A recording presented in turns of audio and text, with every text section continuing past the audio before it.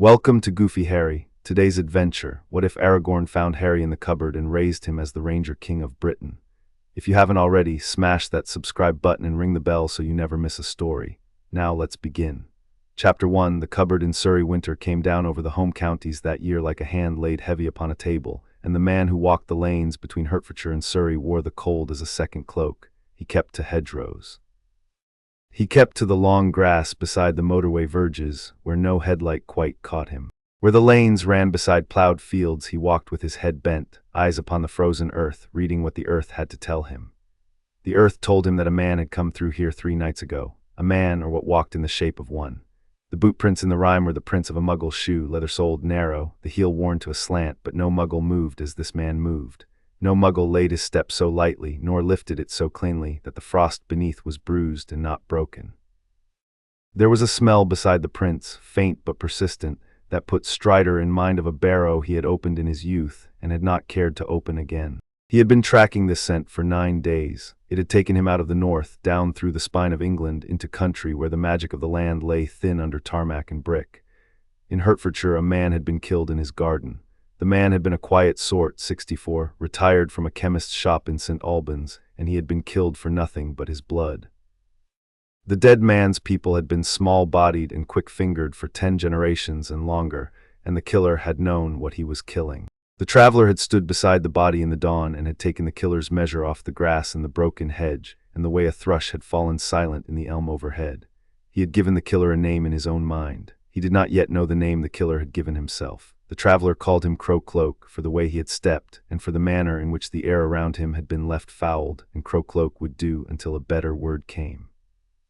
He had spent the dawn of the killing in the dead man's garden. The garden was a small one, a long strip between a clipped privet and a brick wall, and in the center of it the dead man had kept his prize. A bed of late-flowering chrysanthemums, white and bronze, that he had won prizes for in his time. The chrysanthemums had been crushed. The dead man had fallen into them. The killer had stood and watched him a long while before going on. The grass beside the bed bore the print of a Muggle's shoe, and the print did not move for a count of perhaps 120. 120 seconds is a long time to stand over a man one has just killed. The traveler had marked that. He had marked also that the killer had taken the dead man's wedding ring off his hand, and had taken the small charm the dead man had carried at his throat, a wooden disc the size of a halfpenny, no more, and had not taken the wallet from the dead man's pocket.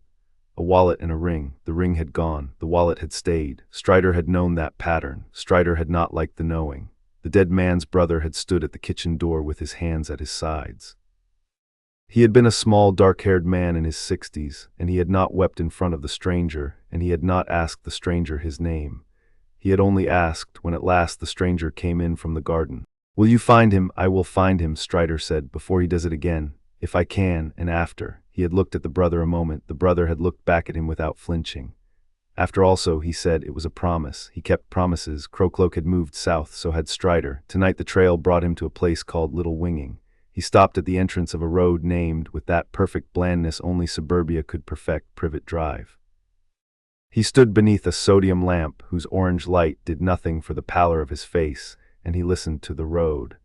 He listened in the manner of a man listening to a stranger speaking in a language he half knows. The road told him several things at once. It told him the killer had come this way. The frost bore the print again, fainter, 3 nights cold, set in the gutter where pavement met tarmac. It told him the killer had not stopped.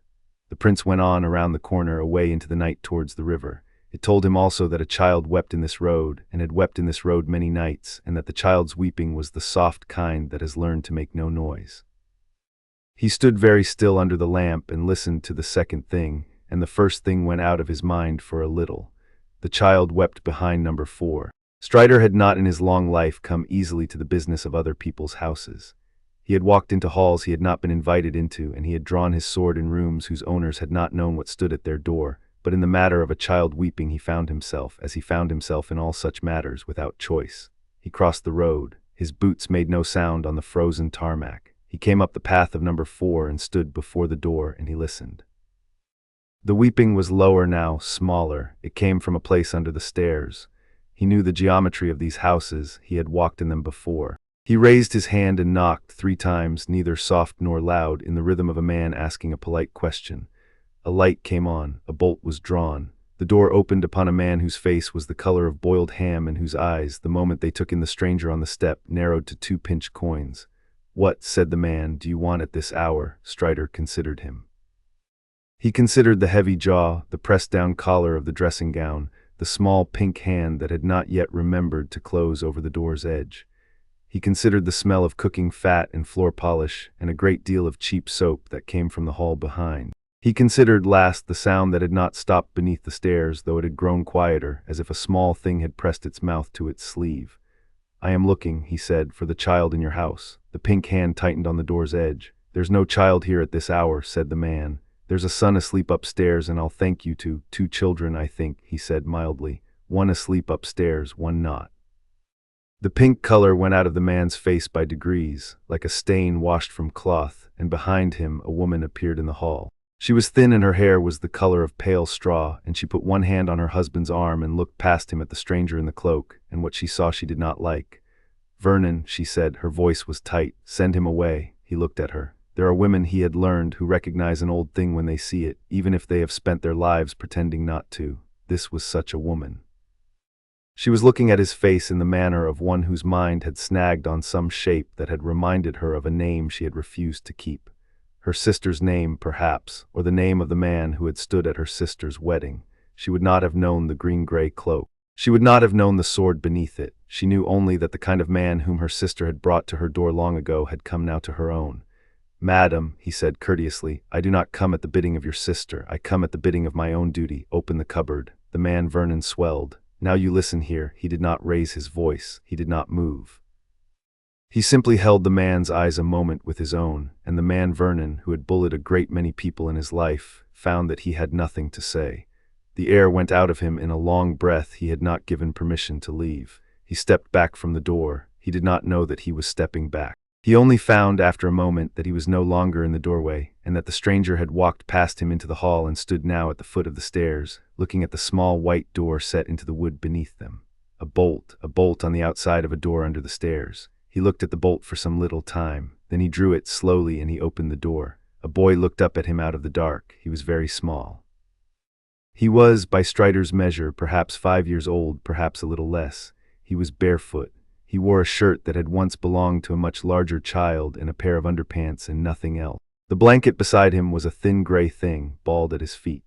His knees were drawn up and his arms were around his knees, and he had pushed himself as far back against the slope of the staircase as his small body would go. His hair was dark and stood up at the back in the way of a child who has slept on it many nights running. His eyes, when they came up to meet the strangers, were green, the green of a winter sea. The man thought, and then unthought it, because it was not the moment for such thoughts. In the center of the boy's forehead, drawn fine as though a steady hand had cut it, was a scar shaped like lightning. The traveler went down on one knee. He set his hand, palm open, on the floor of the cupboard so that the boy might see he held nothing in it. He did not reach in. "What is your name, child?" he said. The boy did not answer at first. He looked at the open hand. He looked at the cloak, which in the hall light had something of the color of moss and something of the color of slate. He looked at the man's face, which was thin and lined and weathered to the color of old leather, and which had a beard that was beginning to be grayed at the temples, though the hair upon the man's head was still mostly dark. "Harry," said the boy at last, in the small voice of a child who has not been asked a question in some time. "Harry," Strider repeated. He said it in the manner of a man who means to remember a name. "Harry," he said again, "will you come out of there?" The boy looked at the bolted door, and the traveler understood then that the boy did not know that bolts could be drawn from inside as well as out. He had lived under the stairs for some part of his small life without knowing that a door might be opened by the one inside it. The man marked that. He marked it in the manner of one marking a wound he means to come back and tend. "You may come out," he said very gently. "The door is open." The boy came out. He came out on his hands and knees slowly, in the manner of a small animal coming out of cover, and when he was clear of the threshold he stopped and looked up at the man in the cloak and waited, because he did not know what one did in the open when a stranger had come for one. The traveler took off his cloak. It was a wide cloak and old, and it had been made for him in a workshop where no Muggle ever set foot, and the wool of it was the wool of sheep that had grazed in valleys whose names were not on any map. He laid the cloak over the boy's shoulders. The cloak was 3 times the size of the boy, and the hem of it pooled on the hall carpet like spilled water. "Now then," he said, "we will see about the rest." He rose. He turned. He looked at the man Vernon and the woman Petunia where they stood by the wall of their own hallway, white-faced, small-shouldered, no longer in any sense the masters of their own house. "I will take the child," he said. "You can't just," Vernon began. "I can," he said, "and I do, and you will not stop me, and you will not follow me, and you will not speak of this to anyone, for there is nothing here you would wish to explain." "He's our nephew," said Petunia in a voice that wished it had not begun the sentence. "He was," he answered. He looked at her. "He is not now." He reached into the inner pocket of the coat he wore beneath the missing cloak. He drew out a small leather purse. He weighed it once in his palm, and then he set it on the small console table beside the door, where it made a soft, heavy sound on the wood. It was full of coins that no bank in England would accept, but a fence in Diagon Alley would have wept to see, and the woman Petunia, who had had a sister once, looked at the purse and understood without looking inside it what it was. "Wergilds," he said quietly, "for the cupboard and for what was owed and never paid." He bent. He gathered the boy up. The boy weighed almost nothing. The cloak fell around them both. He stepped past the man and the woman without looking at them again, out into the cold, down the path, and the door of number 4 Privet Drive closed behind him, not by any hand, but in the manner of a door closing when those inside no longer wish to see what stands in the road. He walked back the way he had come, up Privet Drive, past the sodium lamp, around the corner. The boy did not speak. The boy clung not to the man, not yet, but to the cloak, with two small hands fisted in the wool of it at the collar. At the end of the road, in a patch of darkness between two street lamps, a horse waited. The horse was tall and gray and stood with its head down and its breath going out of its nostrils in two slow white plumes, and no eye in Little Winging that night, had any eye chanced to look that way, would have seen it. The horse lifted its head when the man came near. It blew softly. He put his free hand on its neck. He shifted the boy in the crook of his arm and reached up and took hold of the saddle's pommel and swung himself up in one motion, and the boy, who had never sat on a horse, found himself set before the man on a creature whose warmth went through the cloak and the thin shirt and the cold skin beneath like a fire built for him alone. "Hold there," said Strider. Against the mane, yes. The horse turned. The horse walked. The horse came to the end of Privet Drive and turned into a lane Strider had not come in by, and the lane sloped down to a place between two hedges where the streetlights did not quite reach, and the horse stepped into that place, and after that the horse was not in Little Winging at all. How they came north the boy did not afterwards remember well. He remembered the cold going out of him by degrees.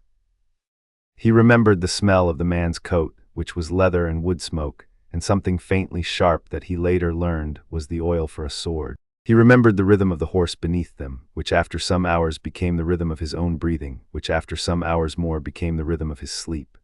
They rode on a long while. The horse held a pace that was not the trot of a horse one ordinarily knew. The fields beside the road, when there were fields, blurred a little, and the hedges lined in a way the boy did not understand and did not try to understand. Twice they crossed water, small bridges both, over streams the boy could not see in the dark, and at each crossing the man on the horse spoke a word the boy did not catch, and the horse went over the water without slowing. Once they passed through a town. The boy saw between the man's arm and the man's chest the shapes of houses and the orange of lamps and the moving shapes of 2 or 3 people on the pavement. None of those people turned their heads. The boy understood without being told that the man and the horse and himself were, for the moment, not the kind of thing that was looked at by people on pavements. He filed this away in the small, careful inner room where he kept the things he had noticed at the Dursleys, and was never asked about and never said. Later, in deeper country, the road became a track, and the track became a path, and the path went up. Once, towards midnight, he half woke. They were in a wood.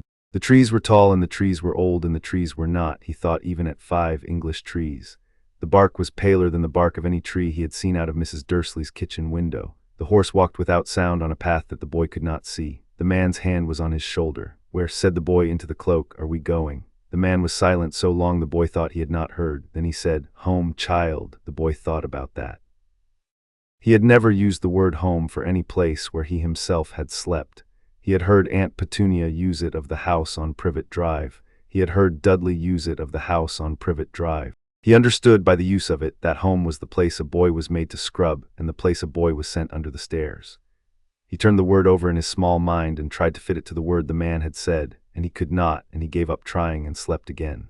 When he woke a second time it was nearly dawn and the wood was thinning and there was a smell on the air that he did not know, water, but cleaner than the water he had known, and stone, and the smoke of a fire built of pine. They came out of the wood upon a high place. Below them lay a valley. The boy raised himself on his elbow against the man's chest and looked down into the valley, and he saw lights, not the orange lights of Privet Drive, not the white lights of the motorway, but the soft yellow lights of windows in houses whose roofs were many-pitched and whose walls were of pale stone. He saw a river that came down in 3 falls between cliffs of gray rock. He saw on a height above the river a single tree that was taller than the cliffs, and the tree was white, bark white, leaves white, white as a moon. Snow lay along its branches like a second blossom. "What is the tree?" said the boy. The man looked down at him. His face was tired and his eyes were the color of a winter sea, like the boy's own, though the boy did not yet know that, and his mouth moved in something that the boy was not quite ready to call a smile. "That tree," he said, "is older than the country you were born in. It is older than the city that gave its name to that country. It is the tree of the kings of the West, child, and they planted it here when this island was still cut through with forest from sea to sea, and they have tended it ever since, and you and I will tend it, you and I, while we are here." The boy thought about that too. "Is this home?" he said. The man was silent. The horse walked down the steep way into the valley. The lights of the windows came nearer. "It will be," said Strider. A gate opened in the valley wall. 2 figures stood at it, slender, fair, robed in colors that the boy could not name. One of them lifted a hand. The man on the horse lifted his hand in answer. The horse passed beneath the gate, and the gate closed behind them with the soft, heavy sound of a door that has been closed many times and will be closed many times more. The taller of the 2 figures stepped forward as the horse came past. The figure had hair the color of pale wheat that fell to its waist, and eyes that were gray and not the gray of any English winter sky. The figure looked at the boy in the cloak, and the figure looked at the man, and the figure said something the boy did not understand. "He is called Harry," the man on the horse said in English. "Speak so the child may hear you." The figure inclined its head. "Welcome, Harry," it said. The voice was low and clear. "Your road has been a long one. Hours you have traveled the last short part." The boy did not know how to answer. He looked at the figure. The figure looked back at him without impatience, in the manner of someone for whom a long silence was no harder than a short one. "This one is called Phelan," the man on the horse said, leaning down a little so that the boy could hear him without straining. "He keeps the gate on this watch. The other you will meet again. Their names you will learn. Their faces you will learn. You need not hurry to know either." The boy nodded once, small against the man's coat. Phelan stepped aside. The horse went on down a path of pale stone that wound between low walls of the same pale stone, past houses where lamps burned in windows and shapes moved within, and once, the boy thought, a voice was raised in song, though the song was not in English and was not in any of the few songs Aunt Petunia had ever played on her kitchen radio. The river was beside them now, and the river spoke a steady speech to the rock it ran upon, and the speech of the river was older than English also. The boy lifted him down from the horse at the door of a low stone house. A woman waited there. Her hair was the color of beech leaves in autumn, and her face was kind. She knelt. She took the boy's hands in hers and rubbed warmth back into the fingers. "His name is Harry," said Strider above them. "Harry," said the woman gravely in the manner of one saying a king's name. "You will be hungry, Harry." The boy, who had not eaten since the morning before, nodded once. The woman led him through the door. The fire inside was high. A cup was set in his hands. The cup was warm. The thing inside the cup smelled of honey and of herbs he did not know. He drank. He sat on a stool by the fire, and the cloak still around him and the cup still in his hands, and the man sat opposite him with his elbows on his knees, watching, not speaking. The boy ate. When he had eaten, he looked up at the man across the fire, and the firelight was on the man's face, and the boy saw plainly what he had not seen in the hall of number 4 Privet Drive. That the man was tired, that the man had ridden a long way for him, that the man was looking at him in the manner of one trying to fit a new word to an old place. "What do I call you?" said the boy. The man considered. "You may call me Strider," he said, "as some do, or you may call me Estel, as others do. Estel is the elf word for hope. It was given me when I was a child not much older than yourself." The boy thought about that. He had not been given any name of his own beyond the one his mother and father had given him before he was old enough to remember either of them. He turned the elf word over on his tongue and found it strange and not unpleasant. "Estel," he said, trying it. The man's mouth moved again, and this time the boy was ready to call it a smile. The boy looked at his hands a moment. They were not, he noticed, the color they had been when he had got out of the cupboard. The cold had gone out of them. The fingers were pink at their tips again. He turned them over once in the firelight and turned them back and put them around the cup again. "Strider," he said carefully in the small flat voice he used when he was trying not to ask a question that might be the wrong one. "Where is this place?" The man across the fire considered. "It has a name," he said. "Several names." The eldest of them is in a tongue you do not yet speak. The shortest of them is the hidden veil. The plainest of them is here. You may in the meanwhile call it here. Is there other people here? There are a good many. Some are like Phelan, whom you saw at the gate. Some are like the woman who has brought you bread. Some are like me. You will meet them in their time. None of them will ask you anything you do not wish to answer. The boy thought about that. He had been asked a great many things in his life by a great many adults, chiefly about where he had put the polish, and why he had let Dudley get his sleeve in the soup, and he had answered each of these questions in such manner as had been required of him, and he had been struck or not struck, fed or not fed, on the basis of those answers. The proposition that there might be a house in which no one would ask him anything he did not wish to answer was a proposition he had no immediate use for. He stored it in the small, careful inner room. He would take it out later. He would look at it then. "Strider," he said again. "Yes, the man at Aunt Petunia's, the one with the face. I marked him. He will come." The man did not answer at once. He sat forward a little. His elbows rested on his knees. The firelight set a long shadow across the back of the room. "Tell me," he said after a time, "what he did, if you can. If you cannot, that is also well." The boy did not tell him in many words. The boy was not, at that age, much given to many words. He told him, in short, flat sentences, what there was to tell. That there was a man who came sometimes, that the man came to Aunt Petunia's door when Uncle Vernon was at work, that the man did not look right, that the man had asked Aunt Petunia once, last summer in the kitchen where the boy slept, that Aunt Petunia had said in the cupboard, that the man had laughed at this in the small, dry laugh of a man who has heard a useful thing said, that the boy behind the door under the stairs had heard the laugh, that the boy had not slept that night, nor several nights after. That the man had come once more in the autumn and stood in the kitchen, and looked at the cupboard and gone, that the boy had not, since then, slept without being half awake also. The man across the fire listened to all of this. He did not interrupt. When the boy was done, he sat a moment without speaking. He looked at the fire. "You have done well to tell me," he said. "He will not come again." The boy looked up at him. "How?" he said. The man's eyes met his. The eyes were grave. They were not unkind. "Because I will find him first," he said. The boy thought about that. He did not say anything for a while. Then he said, "All right, all right." The man agreed. "Sleep now, Harry," said Estelle. "There is no hurry here. There is none at all." The woman led the boy to a small room behind the hearth. There was a bed in the room. The bed had blankets. The blankets were thick. The boy lay down. The cloak was still around him. He did not let go of the wool at its collar. The woman did not make him. The fire in the outer room cast a band of orange light across the wall above the boy's head. He watched the band of light a long time. He had never gone to sleep before watching a fire that he had been told was his.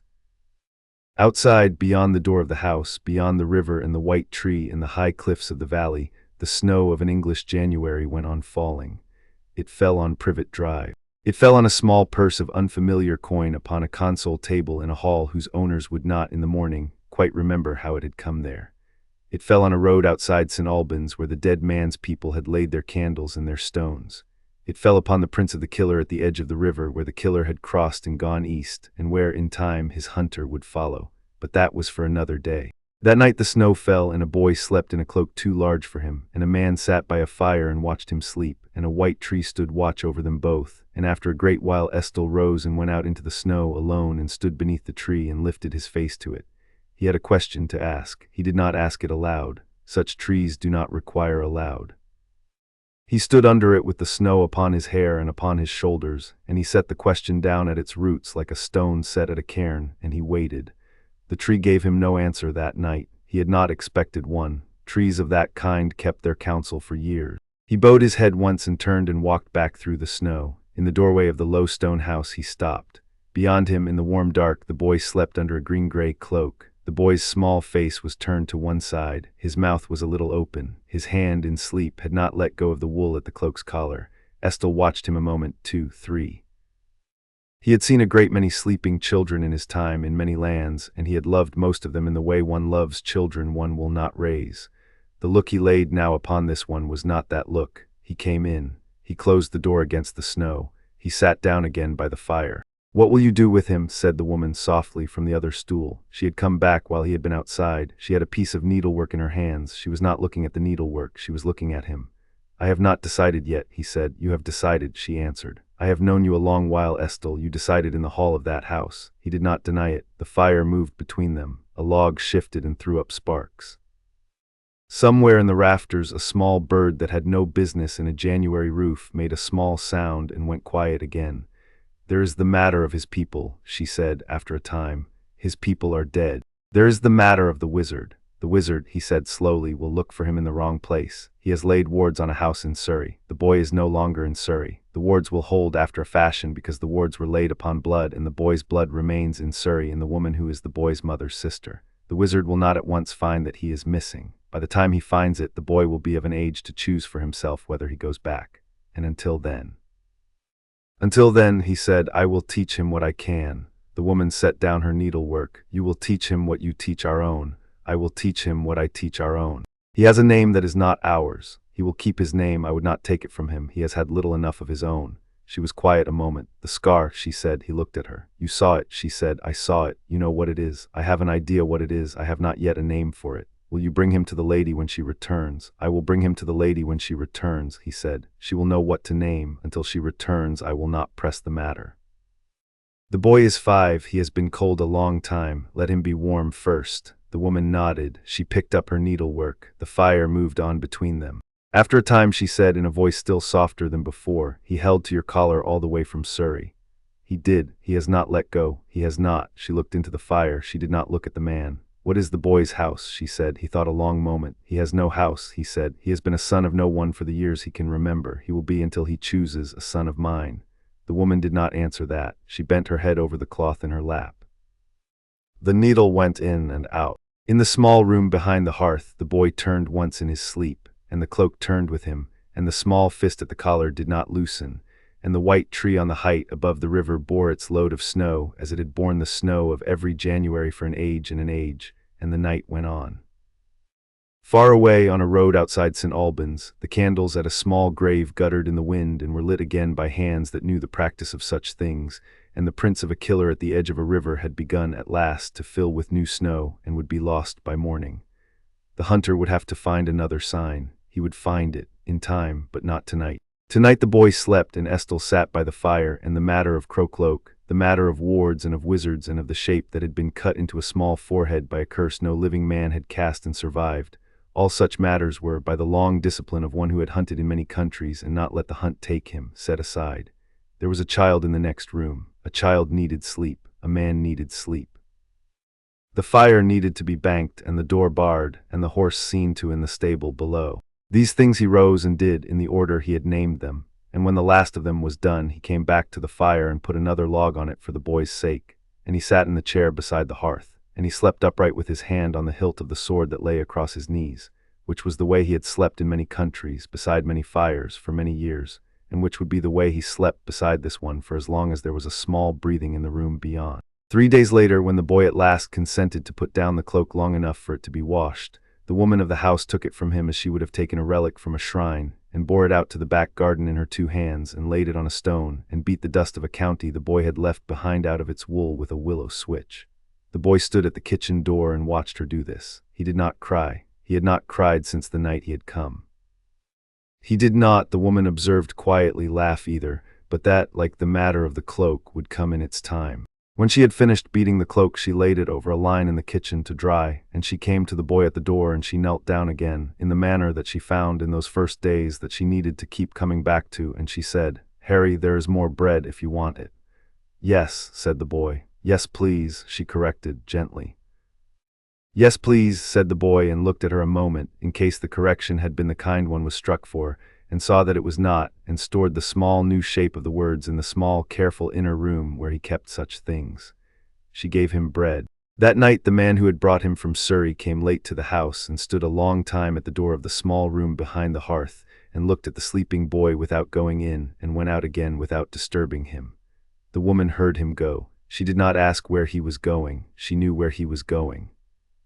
She knew that a man had come to a quiet street in Hertfordshire and killed an old man for the small charm at his throat, and she knew that the same man had stood in a kitchen in Surrey and looked at a cupboard under the stairs, and she knew that the man who had brought the boy from Surrey was not the sort of man who left such matters for another to settle. She banked the fire. She closed the inner door against the cold.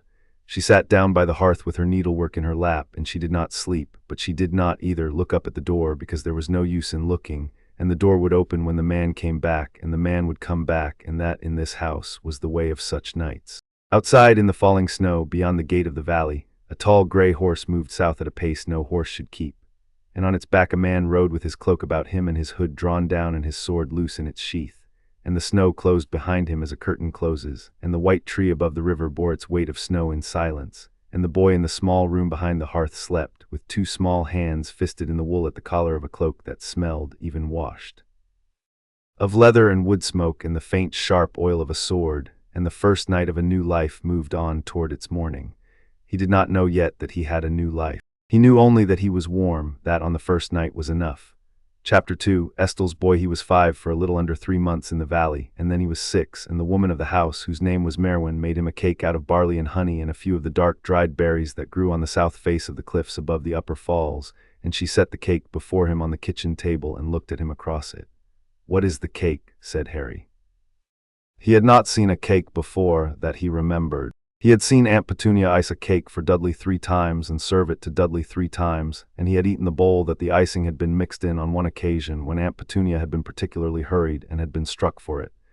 "It is for you," said Merwin. "It is the kind of cake we make in this house when a child is the age you are today." He looked at the cake. "What is the age I am today?" he said after a moment. 6, said Merwin. He had not, in the place he had come from, been told before the day of a birthday that the day was coming.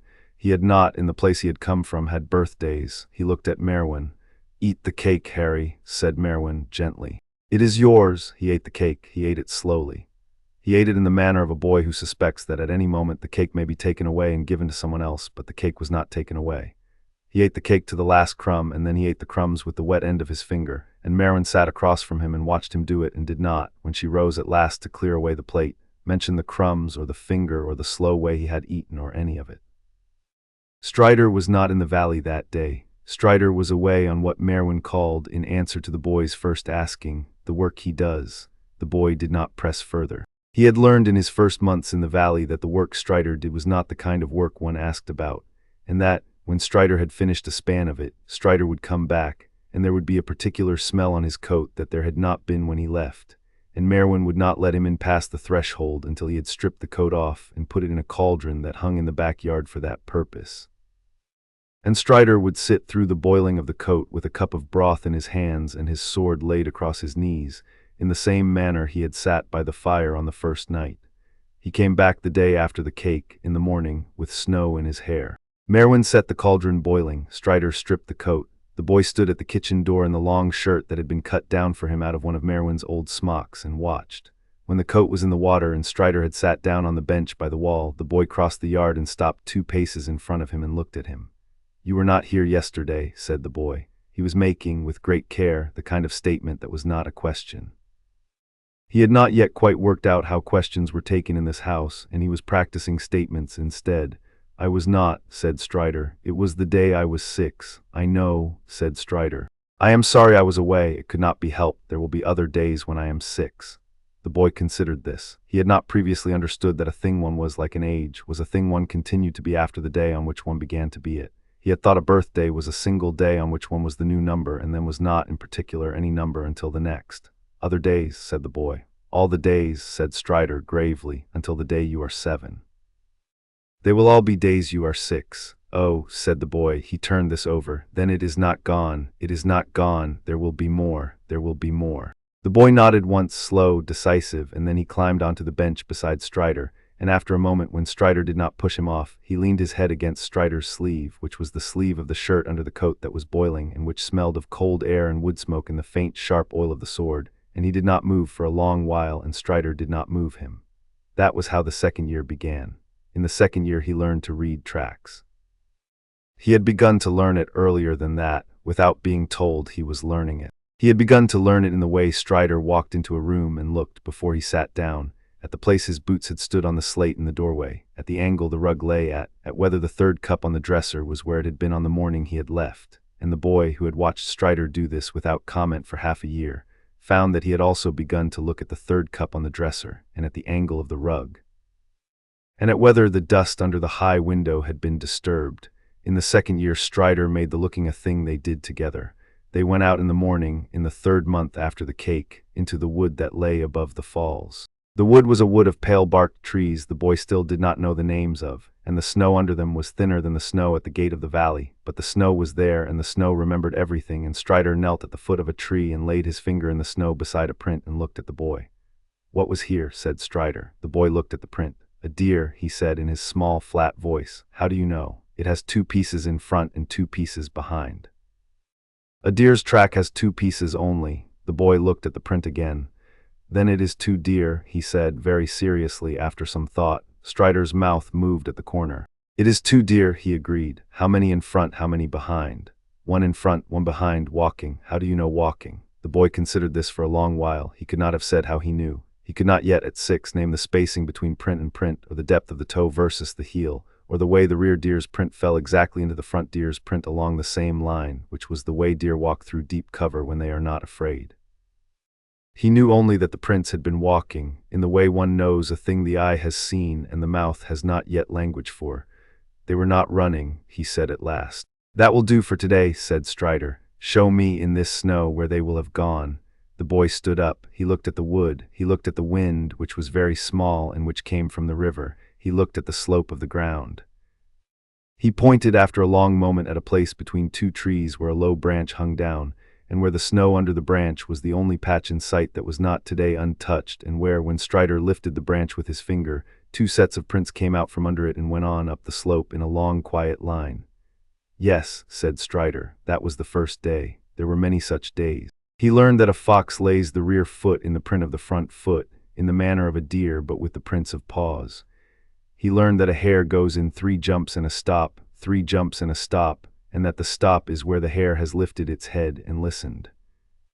He learned that a man who does not wish to be tracked walks heel and toe, like a child being a soldier, but that no man walks heel and toe for an hour together, and that the place where a man stops walking heel and toe is the place where the man thinks himself safe, and that the place where a man thinks himself safe is the place where one finds him.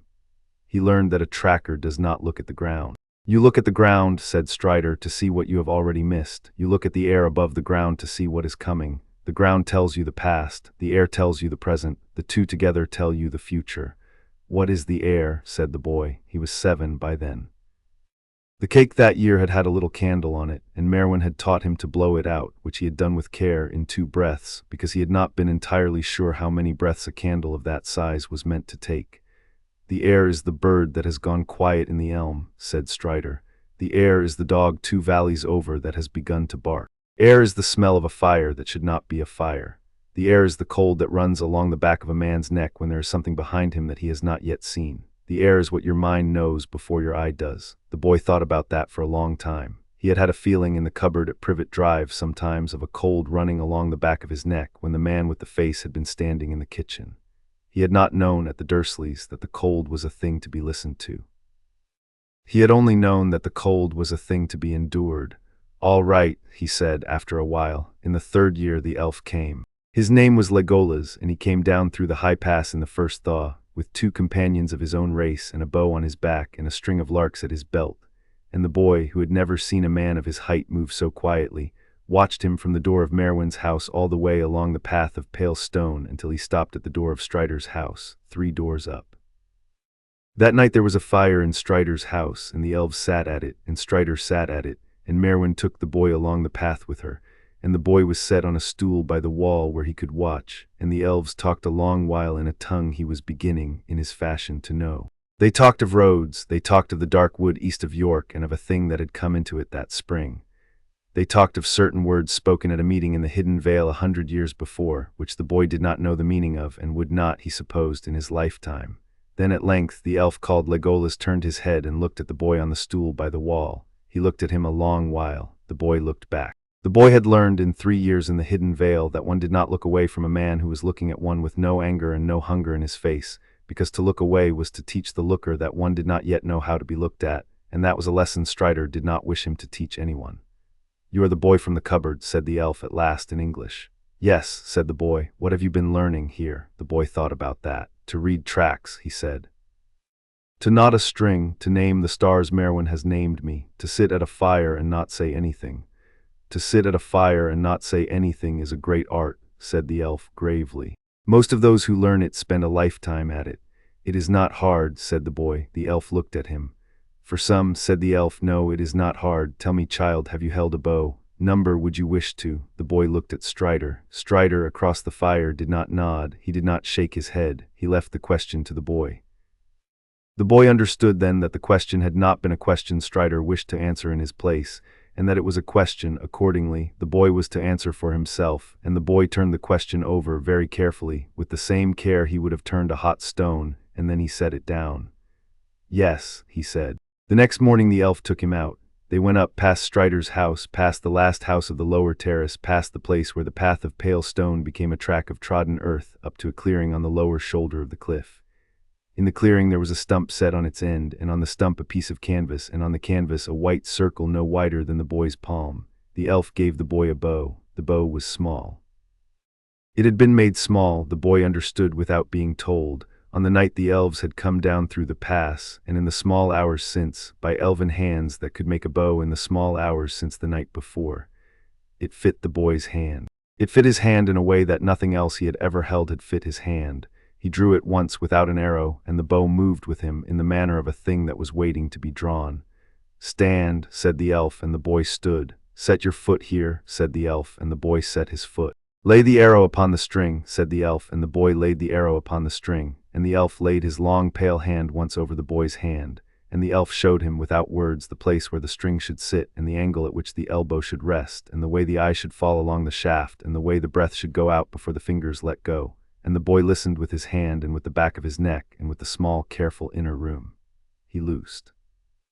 The arrow went past the circle. The arrow went past the stump. The arrow went past the canvas. The arrow went into a tree 4 paces beyond the stump and stood there in the bark and quivered. The boy lowered the bow. The elf did not laugh. The elf did not in any way mock him. The elf merely walked to the tree and pulled the arrow from the bark and walked back and laid it again upon the string in the boy's hand. "Again," said the elf. The boy loosed again. The arrow went into the canvas this time 3 fingers above the circle. "Again," said the elf. It took him, by the elf's reckoning, perhaps 120 arrows to put one in the circle. By the elf's reckoning, also, 120 arrows was very few. The boy, who at the Dursleys had once been made to write out 300 lines of "I will not breathe on the curtains for breathing on the curtains," did not find 120 arrows a large number either. He stood in the snow at the foot of the stump and loosed and pulled and loosed and pulled and loosed, until his fingers were raw and his shoulder was burning and the white circle on the canvas had a brown puncture in its left edge. "Enough for today," said the elf in the late afternoon. "Tomorrow you will draw the bow again. You will draw the bow every day for the rest of your life that you wish to be the kind of man we are making you. The bow is the long teacher. It will outlast both of us." "All right," said the boy. That evening at the fire he found that his fingers were too sore to hold his spoon. He held it anyway. Merwin, who had served him stew, said nothing about the fingers. Strider, who had been silent for a long while, said, when the boy had at last got the spoon to his mouth without dropping it, "It was a good day's draw." "How do you know?" said the boy. "I watched from below," said Strider. The boy looked up at him. "I was on the path," said Strider, "much of the afternoon with what I should have been doing, but I lifted my head a great many times. He did not see me. You did not see me. That is the right thing. A boy with a bow in his hand who is watching for his teacher is not watching for the target." "Were the arrows good?" said the boy. Strider considered. "The last 6 were good," he said. "The middle were learning. The first were honest." The boy set down the spoon very carefully and looked at Strider and at Merwin and at the fire and at his sore fingers, and he did not laugh, because he had not yet, in this house or any other, found the way of laughing aloud. But what was in him at that moment was the shape of it. Merwin, who knew the shape, looked at the fire and did not look at the boy, so that the boy might be left alone with the new shape inside him. In the 4th year the dwarf came. He came up the river road in the spring, with a pack on his back the height of the boy himself, and a beard the color of red iron going to gray, and a laugh that the boy heard from 3 terraces up before he had seen the dwarf at all. The laugh was the laugh of a man who had laughed for a long lifetime in the same way and was not tired of it. His name was Gimli, son of Gloin, and he had come, he said, to look at a forge. The forge in the hidden vale was tended by a tall, fair man of the elven people who did not laugh at all. The dwarf laughed at him. The dwarf laughed at the bellows. The dwarf laughed at the layout of the floor. The dwarf laughed at the way the anvil sat on its base, and then he took off his coat and rolled up his sleeves and set about, in the course of one long afternoon and most of a long evening, to put the forge in such order as a forge ought to be in. "Boy," he called at one point around the 3rd hour of the afternoon. The boy, who had been standing in the door of the forge with his fingers in the strap of a small leather apron Merwin had cut down for him, came in 3 paces. "Hold this," said the dwarf, and put a piece of iron the length of his forearm into the boy's hands. "Lay it there, yes, lay it there, now stand back." The boy laid the iron and stood back. The dwarf brought down the hammer, the iron rang. The ringing went into the boy's bones, it went into his teeth. It went into the back of his neck, where the cold of the kitchen at Privet Drive had used to live, and it pushed at the cold, and the cold moved that day, perhaps a small handsbreadth further away than it had been the day before. "Again," said the dwarf, and the boy turned the iron, and the dwarf brought down the hammer again, and the ring of it went again into his bones. "What is the iron going to be?" said the boy, when the ringing had stopped. The dwarf laid the hammer on the anvil and looked at him.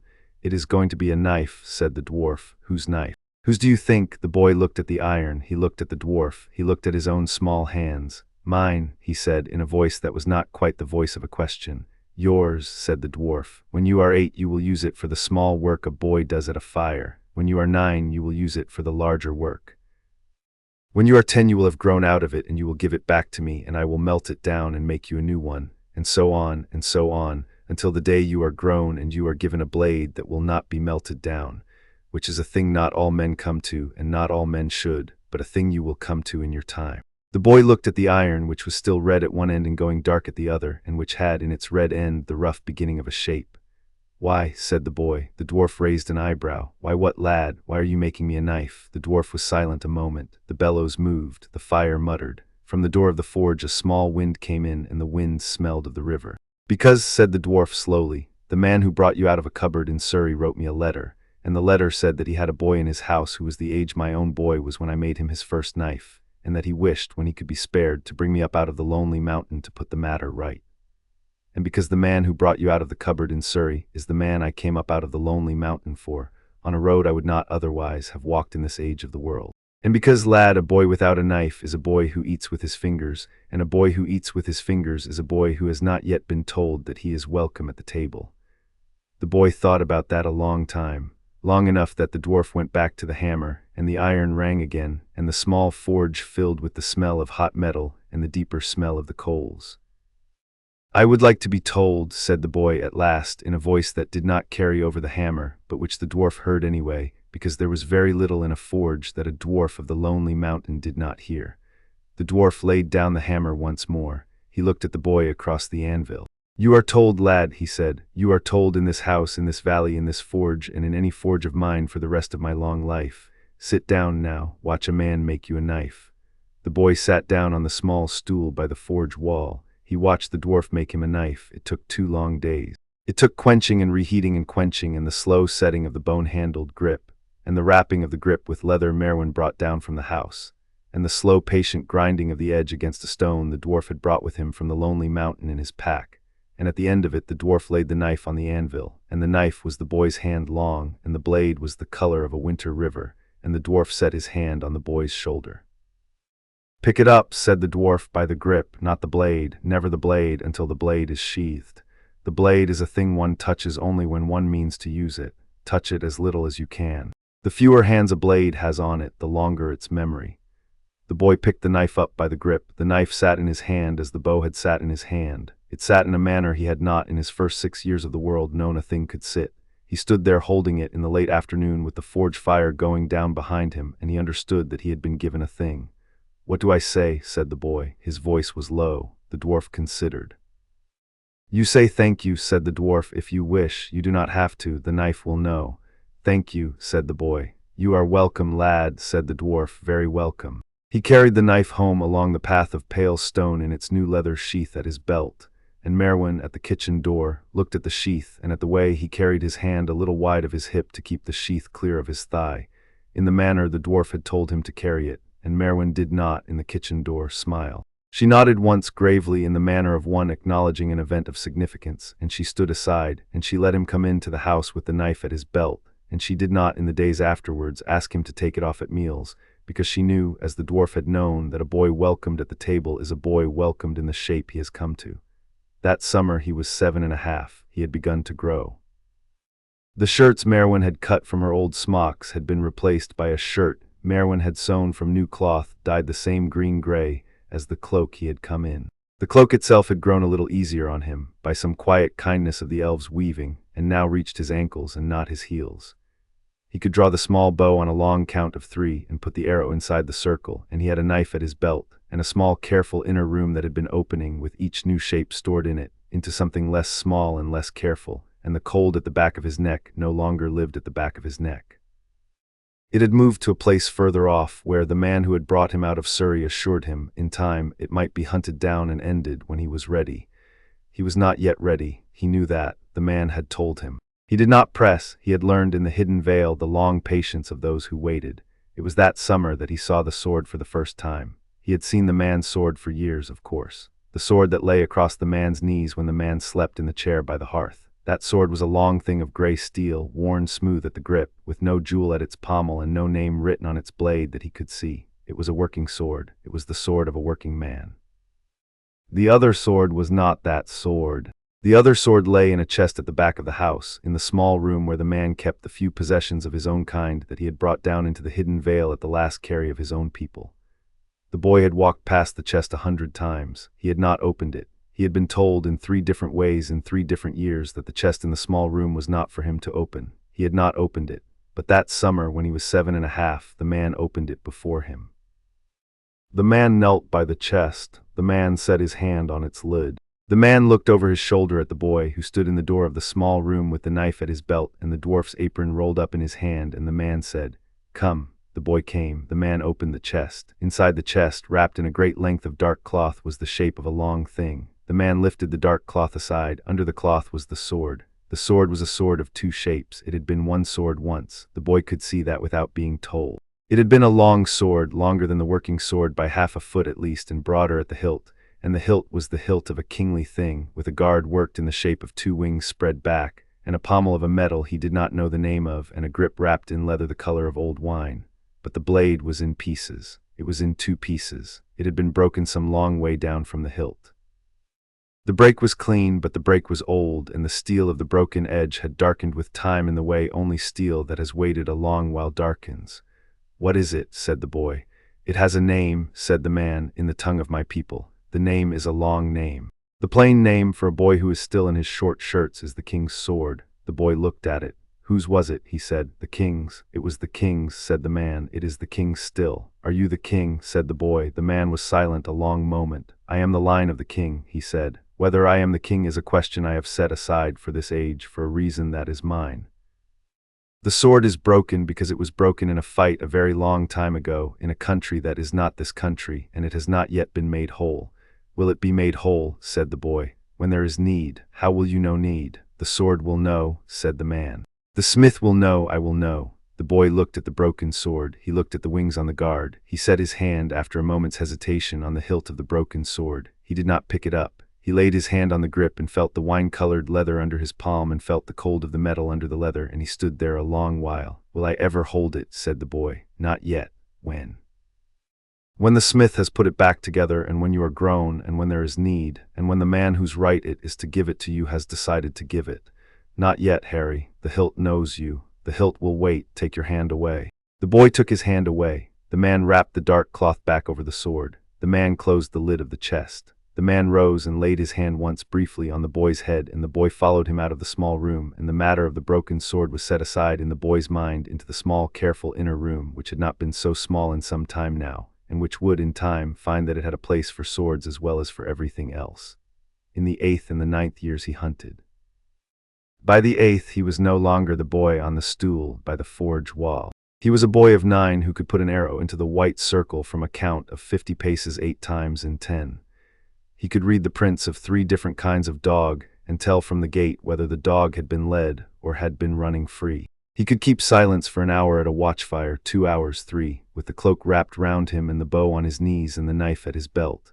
And he could keep his eyes on the dark beyond the firelight in the way the man had taught him, which was to look not at the dark but at the air half a yard in front of the dark, so that the eye, which was a creature of light, was not blinded by what little there was, and could see what moved at the edge of it. He knew by the 9th year the names of 40 stars by their elven names, and 130 by their Sindarin names, and the same 130 by their ordinary English names, which Merwin had given him also, because she said it was the kind of knowledge that traveled with one, and that one did not always know in which tongue one would, at the end of a long road, need to call a star. He knew the path between the houses of the hidden vale and the river road, and the long path up to the high pass where the elves came in and out, and he knew the path through the back of the cliff that led to the upper falls, and he knew the path the man had taught him through the old wood west of the falls that came out at last on a height from which one could see, on a clear day, the smoke of an English town.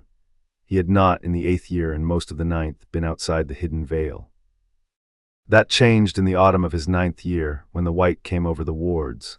A wight is a thing of the old north. The boy had been told about wights at Strider's fire in the long winter evenings of his 8th year, when the lessons of the day were done and the bread was on the table, and the stew had gone down well, and a wight, if discussed at all, was discussed at the right distance. A wight is what walks out of a barrow when the wards on the barrow have grown thin. A wight is what wears the bones of a man who was buried with his gold in a high country a long while ago. A wight is slow, the man had said, and a wight is patient, and a wight is what one shoots from cover if one shoots it at all, and what one does not, under any circumstance, allow oneself to be touched by, because the touch of a wight is the touch of something that has stopped, and a thing that has stopped is a poor thing to put one's hand on. He had nodded over his stew. He had thought he understood. He had, the man had observed quietly afterwards to Merwin, understood about half of it, which was the half a boy of 8 could be expected to understand, and which would be enough until the day was on him. The day was on him in the autumn of his 9th year, on the second watch of a cold night, on the wall above the river gate. He had been allowed that month to keep watches with the others. He had been allowed because he had asked with the proper care, and because the man had judged that he was ready. He was not yet allowed to keep a watch alone. He kept watch with Phelan, who was the elf who had stood at the gate the first night, and who was now, in the boy's 9th year, a man known to him as he was known to most of the elves of the valley. He stood on the wall in the cloak that had grown again with the elf's kindness, with the bow on his back, and the knife at his belt, and the dwarf-made arrows in the quiver Phelan had cut for him out of birch bark and lacquered black, and he watched the slope of dark ground beyond the wards. The wards were not visible. The wards were a quiet ringing along the back of his neck, in the place where the cold of the kitchen at Privet Drive had used to live, and which now, in the 9th year, lived in such company as it had not lived in those days. The ringing told him, on a still night, what was inside the wards and what was outside the wards. The ringing told him also, when something on the wrong side of the wards came close, that the ringing had got louder. The ringing got louder that second watch at the changing of the moon. He looked at Phelan. Phelan had heard it. Phelan lifted one long finger to his lips. The boy did not need the lifting. He had heard the lifting in his bones before the finger had moved. He went still. Phelan stepped onto the lower wall 2 paces down and put his elbow on the stone, and laid the long arrow he had been carrying along the wall on the line of his sight, and the boy on the upper wall mirrored him, knife loose in its sheath, bow off the shoulder, arrow on the string. The slope beyond the wards was dark. At the edge of the dark the thing came. It came slowly. The man had not lied. It came in the manner of something that no longer cared whether it was seen, because it had stopped having opinions on the matter of being seen the day it was put under a barrow with its sword on its chest, in a country a long way north of the hidden vale, in a year the boy did not know the name of. It was tall. It was the tall of a man, only the tall of a man whose bones had had a long time to settle. Its arms were too long for what was left of its body. Its head was a head. There was a helm on the head. There was something under the helm that might have been a face or might not. The boy did not look at the underhelm too long. The man had told him that as well. One does not look at the face of a wight. One looks at the place where on a man the heart would be. One puts the arrow there. One puts the second arrow there. One does not stop to see the result of the first. The boy drew. He drew on a count of 3 with the breath out of him, in the manner the elf had taught him in the spring of his 6th year. He let the air about him tell him, in its silent way, what the body of the wight would do in the next half count. He did not aim at the body. He aimed at the place the body would be when the air had told him. He loosed. The arrow went out of the bow with the small, dry note of an arrow that has been well loosed. The arrow took the wight under the breastbone. The wight came on. The boy did not stop to see the result of the first. He had the second on the string before the wight had stepped twice. He loosed again. The second arrow took the wight in the neck, above the helm's collar, in the place a working executioner aims at on a working day. The wight stopped. Phelan's arrow went past the boy's shoulder a heartbeat after, with the long elven note of an elven shaft, and took the wight in the eye-hole of the helm, and the wight, which had stopped, fell. The slope was quiet. The night was quiet. The boy did not move. The ringing along the back of his neck had not stopped. He stood with the bow drawn empty, looking past it. "It is alone," said Phelan softly at his elbow. "How do you know?" said the boy. His voice was the small, flat voice. He had not used the small, flat voice in a long while. "The wards," said Phelan. If there had been a second, the wards would not have rung in the manner they rang. They rang for one. "All right," said the boy. He did not lower the bow. He did not lower the bow because he had not yet, in the 8 months he had stood watches, killed a thing. He had shot at marks. He had shot at marks on stumps and marks on canvases, and once a hare, which Merwin had cooked for him, and which he had eaten without being able to look at the bones of. He had not yet shot a thing that had been walking under its own power towards him with the intent of laying its hand upon him. He stood with the bow drawn for a long while after the white had fallen. Phelan waited. At length the boy let the string down slowly. He set the arrow in his quiver. He set the bow on his back. He stood looking at the place on the dark slope where the white lay, and the air, which had told him a moment ago what the white would do, told him now in the same quiet voice that the white would do no more. "Strider should be told," he said. "He will be told," said Phelan. "I will tell him. I will tell him." Phelan looked at the boy a moment. The elf's gray eyes were thoughtful. "You will tell him," he agreed. "Come." They went down off the wall. They went along the path of pale stone, past the lower houses, past the dwarf's forge, where the forge fire still showed a red eye through the door, up the 3 terraces to the man's house. The man was not asleep. The man was at his door. The man had felt the wards ring as the boy had felt them.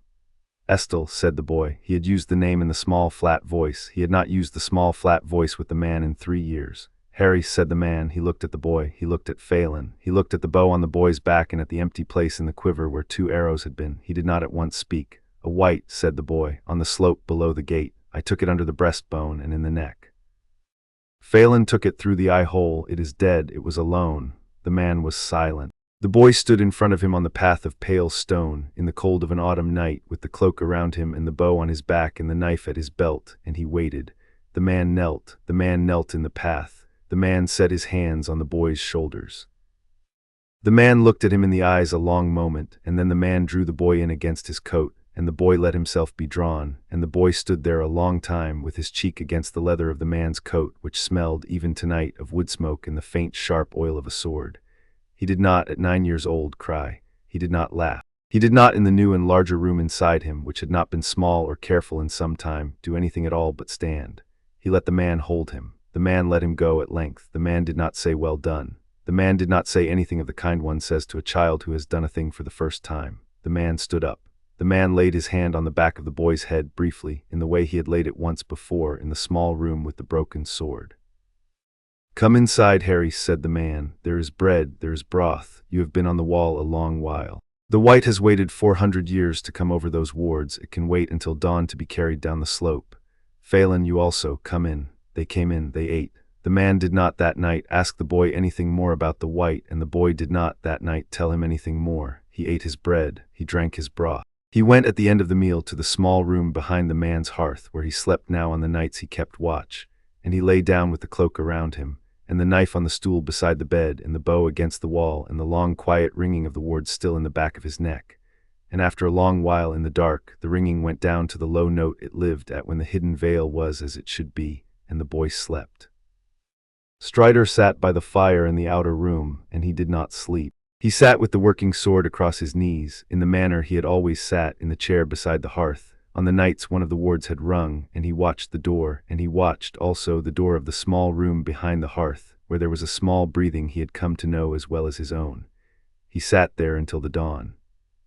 In the morning, when the boy came out of the small room and stood in the kitchen door with the cloak around him, the man looked up at him and the boy looked back, and neither said anything, because there was nothing this morning that needed saying. It was the first kill. There would be others, the man knew that.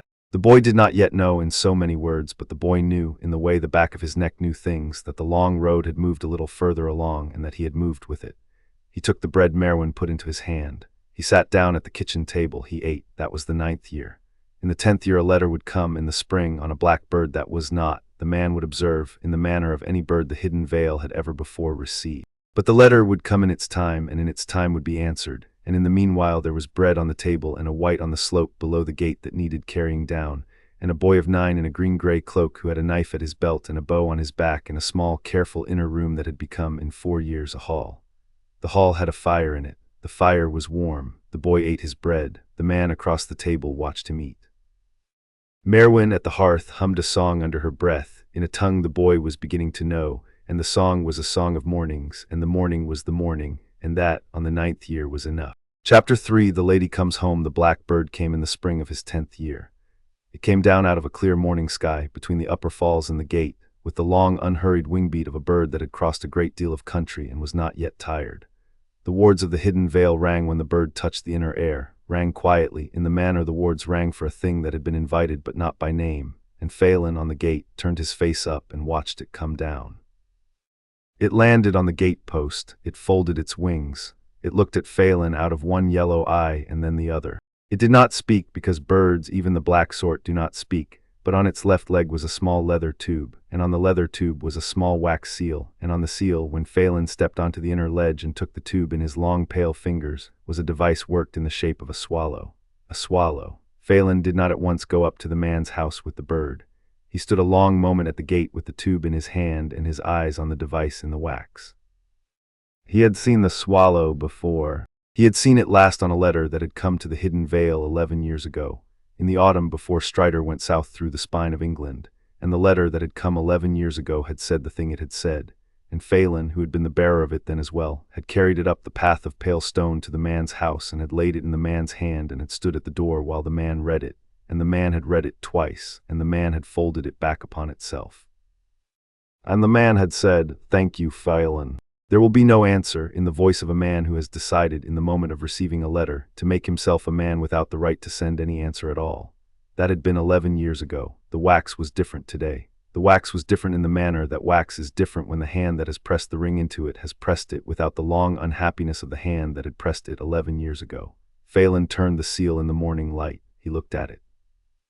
He drew, after a long moment, the smallest breath of an elf who has lived a great while and has learned, in the long lives of his people, not to hope without cause. Then he went up the path of pale stone with the tube in his hand, and he came to the door of the man's house, and the man was in the kitchen with the boy and Merwin, and the boy was at the table with his bread and the dwarf's knife at his belt and his green-gray shirt clean for once, and Phelan set the tube on the table in front of the man, and the man looked at it. The man took it up. The man looked at the swallow in the wax. The man set the tube down. The man laid his hand over the swallow a moment with the flat of his palm, and the boy, who had become in his 9th and his 10th year a careful watcher of small things, watched the hand. "Estelle," said Merwin softly. The man lifted his head. "Read it," said Merwin. The man broke the wax. He drew the small folded letter out of the tube. He read it once slowly in the morning light that fell across the kitchen table. He read it a second time. He folded it back upon itself. He said, "She is coming home." Merwin put down the bowl she had been holding. The man laid the letter, folded, on the table between them. He looked at the boy. "Harry," he said. "Yes," said the boy. "Do you remember 2 summers ago what I said to you of the lady I am married to?" The boy considered. He had been told on a long afternoon of the 8th year, when they had been laying out a hare on the kitchen table and Strider had been showing him where the jointer went between the leg and the body, that the man whose house he lived in had a wife, and that the wife of the man was an elf woman, and that she had been in another country these many years, and that she would, in the course of a long life of her own, come back, and that when she came back, the boy would know her by her bearing as he knew Strider by his. "Yes," said the boy. "She is coming home," said the man again. "When?" said the boy. "In a fortnight," said the man. "Less, if the wind holds and the road is open. She has sent word from the borders of the old forest." "Oh," said the boy. He sat with his bread in his hand. He had not, in 5 years in the Hidden Vale, had a mother. He had had Merwin, who was the closest thing he had to a mother, and who would have been offended at being called a mother in so many words, because Merwin was not a woman who took for herself what had been someone else's. He had had also, in the quiet way these things are had, the man across the table, who had not been called a father in 5 years either, but who had become it by daily practice. He had not until this morning considered that he might, in the small careful hall inside him that was no longer either small or careful, also have a place where a mother went. He considered it now. He looked at the man. "What is her name?" he said. The man did not answer at once. He looked at the folded letter on the table. Then he said, "Arwen." The name went into the boy's small careful inner hall. The name sat down in the place that had not been used yet, in the manner of a guest who has been expected for a long while and who knows where the chair is. "Arwen," said the boy. "Yes," said the man. "All right," said the boy. He ate his bread. The fortnight went by in the way of fortnights when a thing is expected. The house was cleaned, which had not happened in 5 years, not because the house had been dirty, but because Merwin, in her quiet way, considered that there were ways in which a clean house was not yet clean enough. She washed the cloth that hung in the small room behind the hearth. She set fresh herbs in the boy's window. She took the cloak the boy had come in 5 years ago, which now did not quite reach his ankles, and which he had laid down on the chair beside the bed at last on the day after his 9th birthday, and which he had not in some months worn, and she washed it once more, and laid it folded on the chair, and did not say anything to the boy about it being there. The boy noticed. He did not say anything either. In the morning of the 11th day after the letter, the wards rang in the way they had rung when the blackbird had come, only the ringing was longer and brighter and went on. The boy who had been at the forge with the dwarf had come back the previous winter and stayed, on the man's request, in a small house of his own 3 terraces down, where the boy was now welcome at any hour, looked up from the new knife the dwarf was teaching him to grind, and looked at the door of the forge. "Go on, lad," said the dwarf before the boy could speak. "I will see to the stone." The boy laid the knife down, he laid the apron down, he walked out of the forge into the morning. The morning was very bright. The light along the path of pale stone went up, and at the top of the path, at the gate of the hidden vale, where Phelan had stepped aside 2 weeks ago for a black bird, a woman was passing through. She came alone, she came on foot. She wore a long grey-blue cloak, and her hair was the color of the river under cloud, and her face was the face of one who had not slept easily in a long while, and her eyes, which the boy could see from 3 terraces down, were grey, and the grey of her eyes was not the grey of Phelan's eyes nor any grey he had seen before. And the boy understood, watching her come down the path, that he had been wrong in the small, careful inner hall to set the chair in the place he had set it. He moved the chair in his mind a little nearer to the center. He moved it again. He set it at the center. The man came out of his house at the same moment that the lady came down out of the gate. They met on the path of pale stone, between the 3rd terrace and the 4th.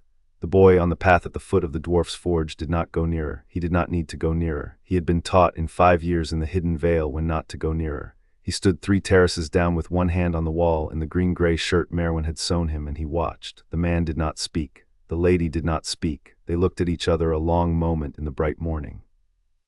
The lady's hand lifted, after a count, to the side of the man's face. She set her palm against his cheek. The man closed his eyes, a long heartbeat. The man laid his own hand over the lady's hand and held it there, and the boy, 3 terraces down, looked at the way the man's hand laid over the lady's hand, and the boy understood, with the part of him that did not yet have words for such things, that he had been right not to go nearer. After a long while the man bent his head, and the lady drew his head down to her shoulder, and they stood there on the path of pale stone in the bright morning of the 1st day of the 11th year, and they were not, for some little count, in any sense in the world the boy lived in. The boy went back into the forge. "Well, lad," said the dwarf, who had not stopped grinding the stone. "She has come," said the boy. "Aye," said the dwarf, "he has not let go of her. He has not let go of her, lad, for several thousand years in his own accounting. The day on the path is a small matter to that. Mind your edge. The bevel goes long, watch where the shoulder runs." The boy minded his edge. The bevel went long. The shoulder ran where the shoulder should run. The dwarf, who had not laughed since the boy had walked out of the forge, laughed at last. The long, warm laugh of a dwarf who had a good day's work in front of him and a good day's friend in the house above, and he set the stone aside and he said, "Come on, lad, you have not, in your 9 years here, met your mother. Go and meet her." The boy did not at once move. The dwarf looked at him. "She is not," said the boy slowly, "my mother." "No," said the dwarf gently, "she is not. Your mother is in a grave in a town in the west of England, and is missed by you, even by the part of you that does not yet remember her. But the woman on the path of pale stone, with her hand on the face of the man who raised you, lad, will, in the way these things are decided between people who have not yet met, decide for herself what she would like to be to you. You may have a say in it, you may not. Go up the path, stand where she may see you, let her see you, the rest will sort itself out." The boy looked at the dwarf. "All right," said the boy. He went up the path of pale stone, slowly, with his hands at his sides, in the manner Strider had taught him to walk when one wished to be seen and not in any sense mistaken for a thing seeking advantage. He came up the 3rd terrace, and he stopped at the foot of the 4th, and he stood there in his green-gray shirt, with the dwarf's first knife at his belt and the second knife in the small sheath inside his boot, in the manner he was learning to carry it, and he waited. The lady saw him. She had had her cheek against the man's shoulder with her eyes closed, and she opened her eyes, and over the man's shoulder she saw the boy, and she lifted her head from his coat, and she looked at the boy a long moment, and after a long moment she set her hands on the man's chest and stepped a half-pace back, and she said something to the man in a tongue the boy was beginning to know, and the man turned, and the man saw the boy where the boy was standing. "Harry," said the man. The boy did not, at the man's call, run. He had not, in 5 years, run when called. He walked in the manner Strider had taught him, with his hands at his sides, up the 4th terrace, and he came at last to where they stood, the man and the lady, on the path of pale stone in the bright morning. He stopped 2 paces in front of them. "Lady," said the boy in the small, flat voice. He inclined his head a quarter in the manner Phelan had taught him at the gate. The lady did not at once speak. She looked at the boy. She looked at the boy a long while. She looked at his face, and at the green-gray shirt, and at the dwarf's knife at his belt, and at the way he stood, with his weight even on his feet and his shoulders down and his hands at his sides, and at the small, careful inner hall that was now neither small nor careful, which she could not see, but which she had been told about, on a long road from the borders of the old forest, by a husband she had not been with in 11 years. And the way the husband had told her of it on that road had been the way one tells a thing one has carried alone for some little time, and is glad, at last, to set down. She knelt. She knelt in the path of pale stone in the spring morning, and she set her hands on the boy's shoulders, the way the man had set his hands on his shoulders on the night of the white, and she looked at him. "Harry," she said. Her voice was low. Her voice was warm. Her voice was the voice of a woman who had been thinking of him in the small, careful inner hall of her own self, on the road from the old forest, and who had laid out a place for him there. "Lady," said the boy. "I am Arwen," she said. "Yes," said the boy. "I have wanted for the last fortnight to meet you," she said. "I have not wanted a thing in 15 years of an age in which I have wanted very little for myself. With the wanting I have wanted to meet you. Will you forgive me if I do not, in this first moment, behave with quite the dignity my husband would tell you I am known for?" The boy turned this over in his small, careful inner hall. "Yes," he said at last. She drew him in. She drew him in the way Merwin had drawn him in on the second morning. Only her arms were longer, and the cloth of her cloak was lighter, and the smell of her was the smell of long roads and water that had come down a long way, and a thing the boy did not yet have a name for. And he found, after a moment, that he had laid his head against the cloth of her cloak, and that he had set his small hand once briefly on her arm, and that she was holding him without holding him at all hard, and that the man behind her had set his own hand on the back of his wife's neck, and on the back of the boy's head, with the same gravity he had set his hand on the broken sword in the chest. That was the morning Arwen came home. In the days that followed she became, in the slow particular way these things become, a member of the house. She did not at first try to teach the boy anything. She watched him at his work with the bow, in the clearing on the lower shoulder of the cliff. She watched him at the forge, where the dwarf put the knife into his hand, and put the second knife into his hand, and put the long thin awl into his hand, and stood, with his arms folded, while the boy laid the seam in the leather of the new quiver. She watched him at the table at the supper, and at the table at the breakfast, and at the fire after the supper, and in the small room behind the hearth at the going to bed, where she did not, at first, come further than the door. She watched him in the manner of a woman taking a measure. She did not, in those first weeks, take the measure for any particular purpose. She took it the way Merwin had taken it on the night he had come, because there were measures one took before one offered anything, and because she had been told, by a husband on a long road, that the boy had once been offered a great many things by adults whose taking of the measure had been a careless taking, and that she was, she said, not careless. She was not careless. Her measure was the measure of one who, in the long lives of her people, had had a great deal of time to learn the measuring. In the 3rd week she began to teach him language. She did not teach him the way the boy had been taught at the kitchen table on Privet Drive, by being made to copy out things he did not understand, and having his hands struck when he made mistakes. She taught him the way the dwarf had taught him forge work.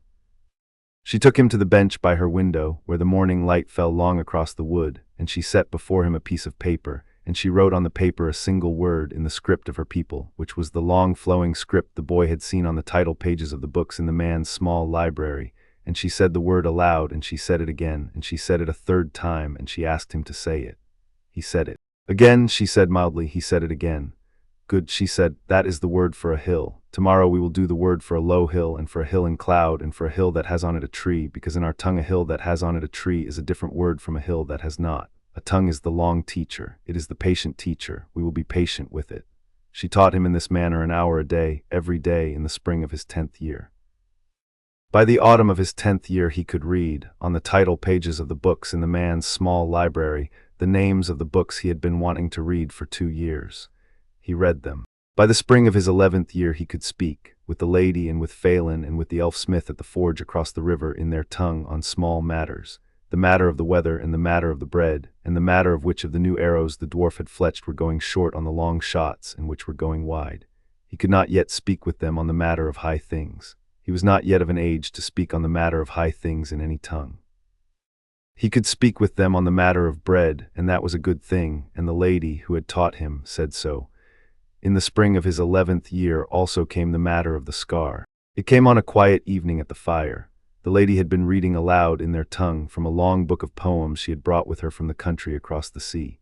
The boy had been on the floor at her feet, with his head against her knee, in the way he had come, after a year of her in the house, to set his head at her knee when she read. The man had been in the chair across the hearth, with the working sword across his knees, in the long after-supper silence. Merwin had been in the kitchen at the far end of the house, kneading the bread for the morning. The lady had laid down the book. She had set her long fingers on the boy's hair. She had drawn his hair gently back from his forehead. She had looked at the scar. She had said nothing for some little time.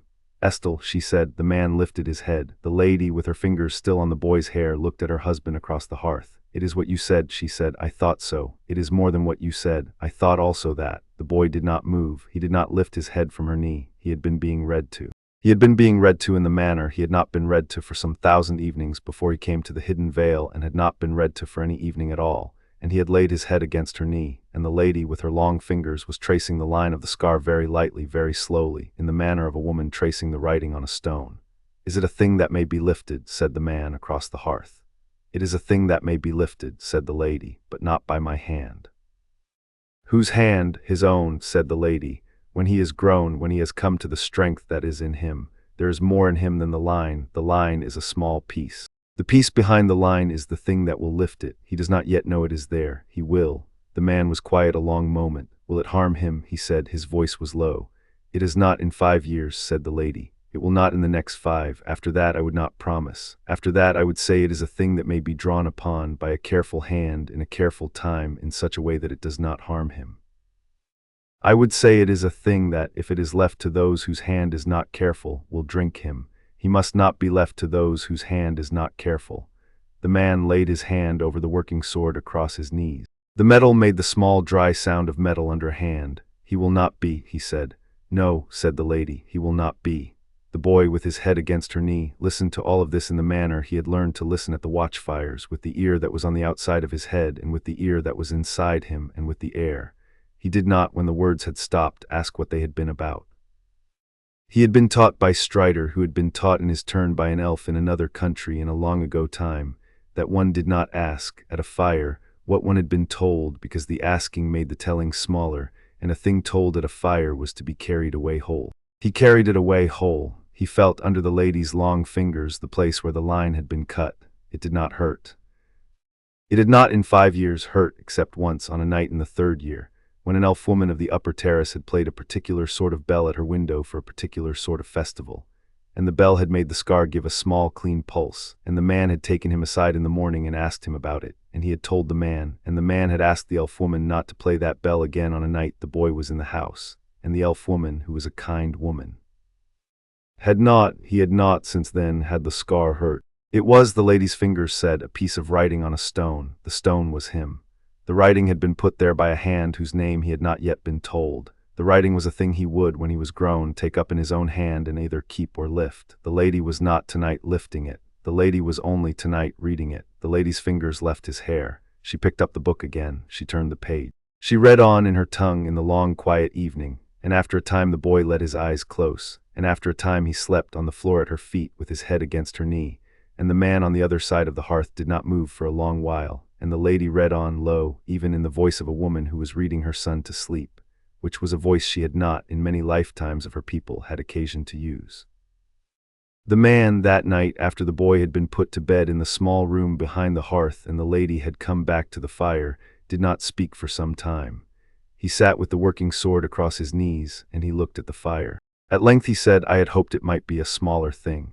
"It is not a small thing," said the lady gently. "But it is a thing inside the man we are raising him to be. The man we are raising him to be is larger than the thing inside him. That will be enough in the end." "In the end," said the man, "is a long way off." "In the end is where the road goes," said the lady. "We are not yet at it. Tonight is in the middle. The middle is a long time. The middle is the time the road is walked, and it is the time we are walking with him. The man did not answer that. The fire moved between them. After a while she said, "There is something else, Estel, the other matter, the letter." "The letter," he sat forward a little. "It has come. It will come within the year. The bird has begun its rounds. The school has begun the writing of its rolls. Our boy is on the roll." The man's mouth moved at one corner. "He has been on the roll, you would say, since he was born. Since before he was born, in the manner of his mother's people. Yes, he is one of theirs as well as one of ours. He will be sent for. He will be invited. We will not, I think, refuse the invitation." The man considered. "We will not refuse it," he agreed slowly. "There are things in that country he must learn. There are people in that country he must know. Country itself he must come to know, because in the end he will be one of those who walks it, and one who walks a country in our line walks it with his eyes open, and his eyes will not be open if he has not been in it. And he must learn the magic of his mother's people. He must learn the magic of his mother's people. And the wand, yes," she was quiet a moment, "and the blade." The man's hand went slowly to the working sword on his knees. He looked at the fire. He did not look at her. "He will carry a blade," he said. "They will not, I think, expect that. They will not. He is, if I have not erred, the first boy of his year for some hundreds of years to come up to that school with a blade at his back. He is also the first boy of his line for some thousands of years to come up to that school at all. The school does not yet know what it has in him. I am not, in particular, in a hurry to tell it. The school may find out in its time what we have raised. You will go with him to the train. I will go with him to the train. And the blade. The blade I have already commissioned. Gimli has it at the forge. It will be a short sword, the length of the boy's reach at 11, with the option to lengthen the grip when the boy is 12, and again at 13, and again at 14, in the manner of a blade made for a boy who is still growing. The metal is from the mountain. The work is Gimli's own. The lacing of the scabbard is Merwin's, and the cord at the pommel will, when she has decided it is time, be yours. Mine, yours. There is a thing in your hand that is in no other hand in this age. I would have it on the boy's hilt when he carries it among the children of the wizard's school, not because they will see it, because he will know it is there." The lady was quiet a long moment. She said, "I will lace the cord." "Thank you." She rose. She came to the chair across the hearth. She set her hand on the man's shoulder. The man laid his own hand over hers. They sat there a long while in the quiet of the fire. In the small room behind the hearth, the boy slept, and the line on his forehead was a small pale thing, and the air of the room moved softly, and the man and the lady by the fire did not that night sleep, but kept the kind of watch that, in the long lives of their kind, was not a watch a man kept against a thing in particular, but a watch one kept around a thing one loved. The owl came in July. He was 11 by then, just. He had had his cake. He had had the lady's hand in his hair at the supper, and Merwin's bread on the table, and the dwarf's laugh through the open door of the forge, and the man across the kitchen table in the morning, with a slow, grave smile, and a present wrapped in green cloth which, when the boy unwrapped it, had been the short sword the lady had spoken of in the spring. The short sword. The short sword was a thing of grey steel, the length of his reach, with a guard of dark iron and a grip of bone wound in green leather, and a pommel set with one small white stone the size of a grain of corn, and a cord wound at the pommel that was the color of old wine, and which was, the boy understood without being told, the cord the lady had spoken of in the spring. The blade was clean. The blade had a shine that was not the shine of any English steel. The hilt was the hilt the dwarf had taught him in 5 years of forge work to know. He stood by the kitchen table with the sword across his palms. "Pick it up," said the man, "by the grip, not the blade." He picked it up by the grip. The sword sat in his hand as the bow had sat in his hand the first day, as the dwarf's first knife had sat in his hand the first day, as everything that had been made for him had sat in his hand. It sat in his hand more so. It sat in his hand in the manner of a thing that had been waiting for him. "What is its name?" said the boy. The man considered. "It has not yet a name," he said. "Names take time. The blade will, in time, tell you its name. You will know it when you hear it. Do not in the meanwhile give it a name out of a book. Many boys do, many men also. It does not in the end help the blade." "All right," said the boy. The owl came at dusk. It came down out of the same clear sky the black bird had come out of, on the same long unhurried wing beat, only it was a tawny owl, and the seal on the letter it carried was the seal of a school he had heard of in the spring and the summer from the lady at the bench by her window. The owl landed on the kitchen sill. It set down its envelope. It looked at the boy out of its yellow eyes, in the manner of a creature that had been asked to deliver, and had delivered, and was waiting only for the matter of acknowledgement. The boy looked at the man. The man looked at the lady. The lady opened the envelope, in the way one opens an envelope that has been expected, and read out the letter, in the way one reads out a letter that is to be heard by everyone in the room at once. The letter was a kind letter. The letter was a letter of acceptance. The letter named books and a wand and a pewter cauldron of standard size and a list of robes and a platform that left from a London station at a particular time on a particular day in September. And the letter was, by the standards of letters from schools, a polite and well-written letter, and the boy stood by the kitchen table with the new short sword in his hands and listened to the letter being read. When the letter had been read, the boy looked up. "All right," he said. The man inclined his head once. "All right," he agreed. The lady set the letter on the table beside the sword. "There will be," she said gently, "a great deal in the next 2 months. The wand maker, the robe fitting, the books, which I will choose for you and which we will go through together before you are sent. There will be the matter of how you carry the blade where Muggles may see. There will be the matter of what you say when you are asked of where you have lived. There will be the matter of the lady at the school whose office writes these letters and the headmaster who signs them, who is a man your father has not in many years spoken with and who has not in many years known where you have lain your head at night." "Will he ask?" said the boy. "He will ask," said the man. "What will I say?" The man considered. "You will say what you wish to say," he said. "You will not say what you do not wish to say. You will not lie. A lie is a poor habit at 11 and a worse one at 20. You will say less than you know. Saying less than you know is not a lie. It is a discipline. We have been teaching you that discipline for 6 years." "All right," said the boy. "You will carry yourself," said the lady, "as we have raised you. You will say please and thank you to those who give you food. You will not bow to a man who has not given you cause, and you will not fail to incline your head to one who has. You will keep the blade on its hooks under your bed in the dormitory with the long sock over it for the children who do not yet know what blades are. You will keep the wand in your sleeve. You will not in the school use the blade upon any living person. You will use it, if there is need, upon the unliving in the way you have been taught. All right, you will write, I will write. You will come home for the holidays. I will come home for the holidays." The lady said, "Good," very softly, and that was the letter. In August they went to London. The trip to London was the longest trip out of the hidden vale the boy had taken in 6 years. He went with the man on horse, and he wore the green-gray shirt and a coat Merwin had made him out of gray English cloth that did not, from any distance, look in the least like the work of an elf tailor in a valley north of the world. He carried the short sword in a long wrapped bundle across his back, which any London passerby would have taken for a fishing rod or a roll of architect's drawings, and he carried the dwarf's first knife at his belt, hidden by the coat, and the wand he was to choose was, of course, not yet his to carry. They went to a place behind a small inn called the Leaky Cauldron. They went to a bookshop. They went to a robe shop, where a tall, thin woman in spectacles measured the boy and clucked at him for standing too still and called him twice dear, and did not seem to see the long thing across his back, which was strange, because the long thing was a long thing and a long thing should have been seen. But the man had said before they came in that the long thing would not in this shop be looked at, and the boy understood, watching the woman's eyes pass across the long thing as if there were a window where the long thing was. That there were forms of attention which were not, in the hidden veil, taught. They went to a wand maker. The wand maker was an old man. The old man's eyes were pale. The old man's hands were dusty. The old man looked at the boy a long while across the long counter of his shop, and the old man said, "Mr. Potter, I wondered when I should see you." "Sir," said the boy in his small, flat voice, "you are not, I observe, in the company of your uncle."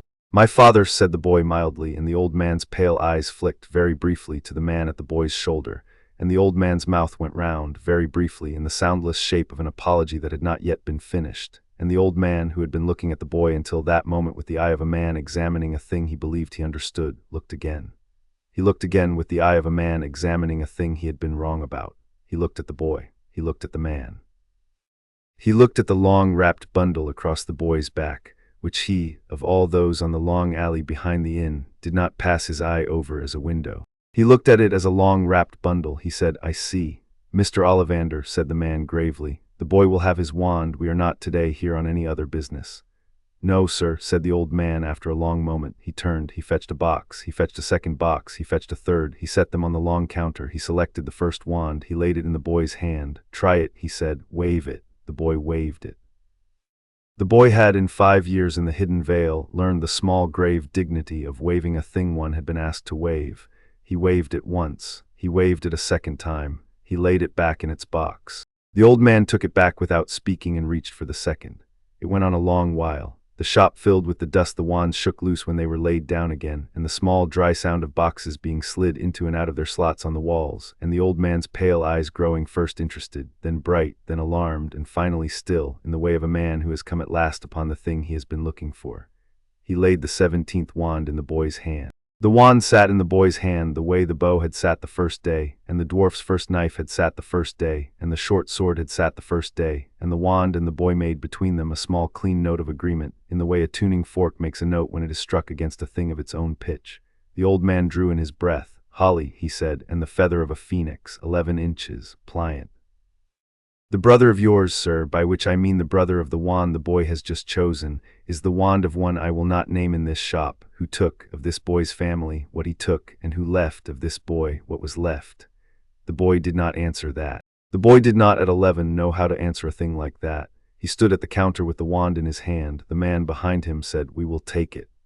The old man, after a moment, nodded. He laid the wand back in its box. He wrapped the box in brown paper. He set it on the counter. He took the man's coin. He said, as the man and the boy turned to leave, "Mr. Potter." The boy stopped. "You have been, I take it, in good hands." The boy considered. "Yes," he said. The old man inclined his head. "Then I am glad of it," he said simply. Good day to you, sir." They went out of the wand shop, the boy and the man, into the long alley behind the inn. They walked back along the alley. They came out into the front room of the inn. They came out after a small piece of business with the landlord into the London street. The London street was loud.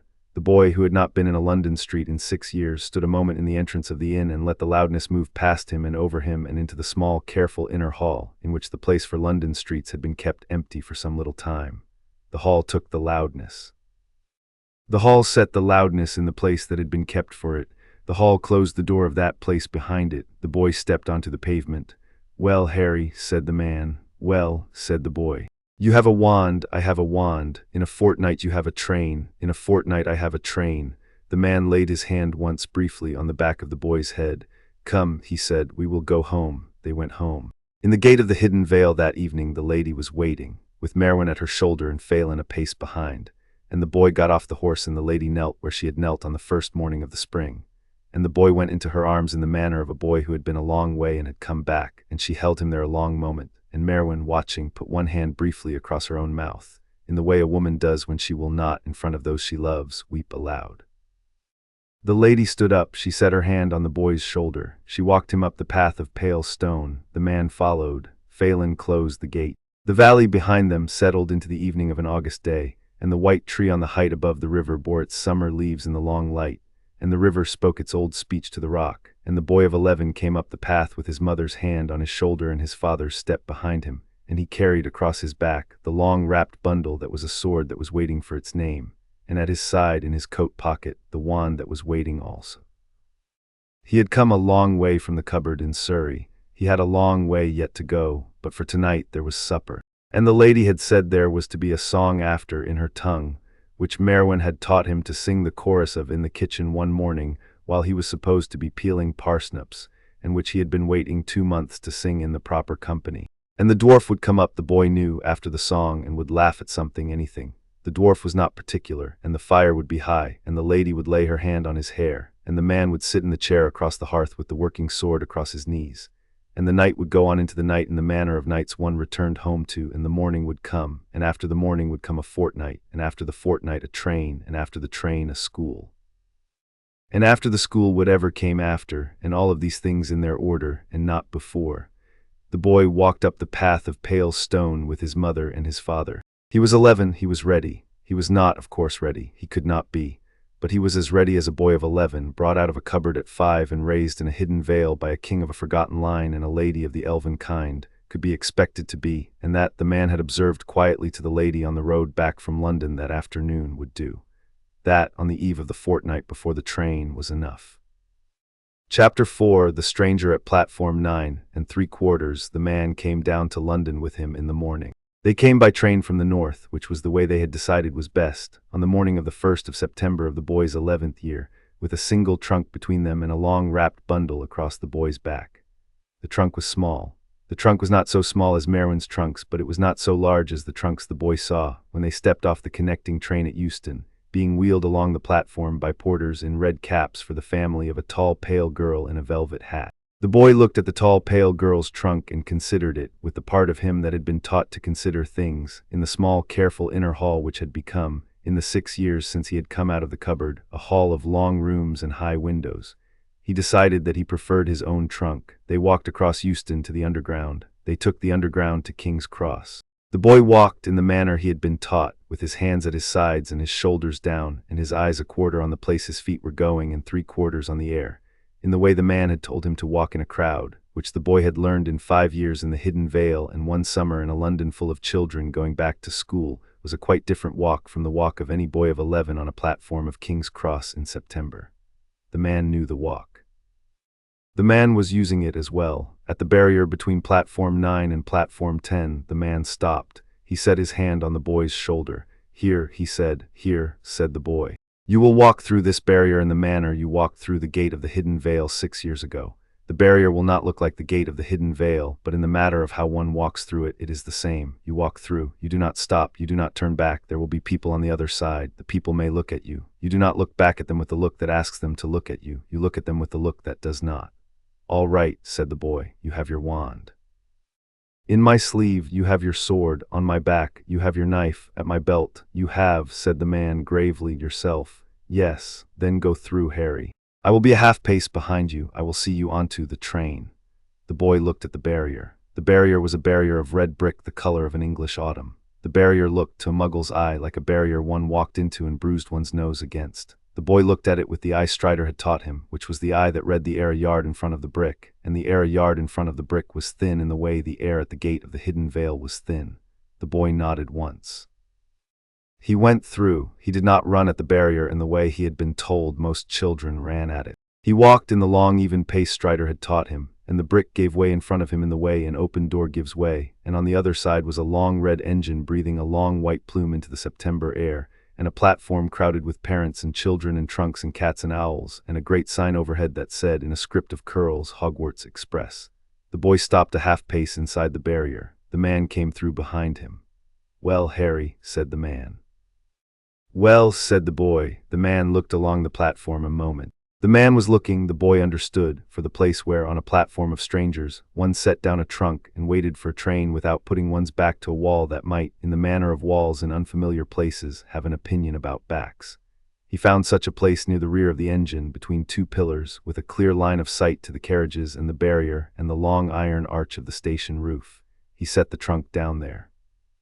The boy set the long wrapped bundle down beside it, against the pillar, where the bundle would not fall and would not be in the way and would not, in the press of children, be noticed for what it was. The platform was loud. The boy stood at the pillar with his hands at his sides, in the green-gray shirt under the new English coat Merwin had made him, and he watched the platform in the manner Strider had taught him to watch a fire, which was not at the fire but at the air above it. There were a great many parents. There were a great many children. There were a great many owls in cages. In particular, one large white snowy owl on the trunk of a boy in robes of a quality the boy noticed without intending to, and a number of cats in baskets, and an old toad in a glass jar that an anxious round-faced boy was carrying with 2 hands, as though the toad might shake itself out and not come back. The boy watched them all. He set them all in the hall. A girl with very full brown hair, in robes already on and a wand already in her sleeve, walked past him at the pillar. She was reading a book. She was reading the book with the long, careful eye of a person reading a book they had read before and were reading again to make sure of it. She did not in the press walk into anyone. She did not in the press look anywhere but at the page. Yet she passed the pillar at exactly the distance that was the distance of a stranger to a stranger on a platform, neither too close nor too far, and she turned her shoulder a 1/4 inch as she passed the long wrapped bundle, in the manner of a person who, without looking at a long wrapped bundle, has noticed that one stands at the pillar. She had noticed. The boy noticed her noticing. She passed on. She did not look back. The man beside him also had marked her. "That one," said the man quietly in the boy's ear. "Yes," said the boy, "you will know her again. Yes. Get on the train, Harry. Take a compartment near the rear. Sit with your back to the carriage wall. If someone asks to sit with you, let them. You are not a hermit, and the train is a place to learn the faces of those who will be in your year. If someone asks who you are, tell them your name. They will be told a great deal about your name in the next minutes by someone or other. Do not be drawn by it. You are the boy who came out of the cupboard. You are the boy raised in the valley. You are not, in particular, the boy in any book they have read." "All right," said the boy. The man knelt. He knelt on the platform between the 2 pillars, in the manner he had knelt in the path of pale stone on the morning the lady had come home, and the manner he had knelt in the hall of number 4 Privet Drive on the night the boy had come out of the cupboard. He set his hand on the boy's shoulder. "You will write," said the man. "I will write. You will not, in the first weeks, be afraid that you cannot do what the other children of your year can do. They have been doing magic for a fortnight. They are not all of them in their year of the same hand. You have been taught a great deal that they have not been taught. You will find the magic. It has been in you these 11 years. It is in you now. All right, you will be polite to your teachers. I will be polite to my teachers. You will not in the school draw the blade on a living person. I will not. You may if there is need on what is not living. Yes. The man laid his hand a moment on the back of the boy's head. Go on, Harry. The boy looked at him. All right, he said low. He picked up the long wrapped bundle. He laid it across his back. He took the strap of the trunk in his other hand. He walked along the platform, past the cluster of parents in their hats, past the boy with the white snowy owl, past the round-faced boy with the toad, to a carriage near the rear of the train, and he climbed up the step into the corridor. And he found a compartment with 2 empty seats and a tall, pale boy already in it, staring out the window with a thin disdain. And he kept walking, and he found the next compartment, which was empty, and he went in, and he set the trunk on the rack overhead.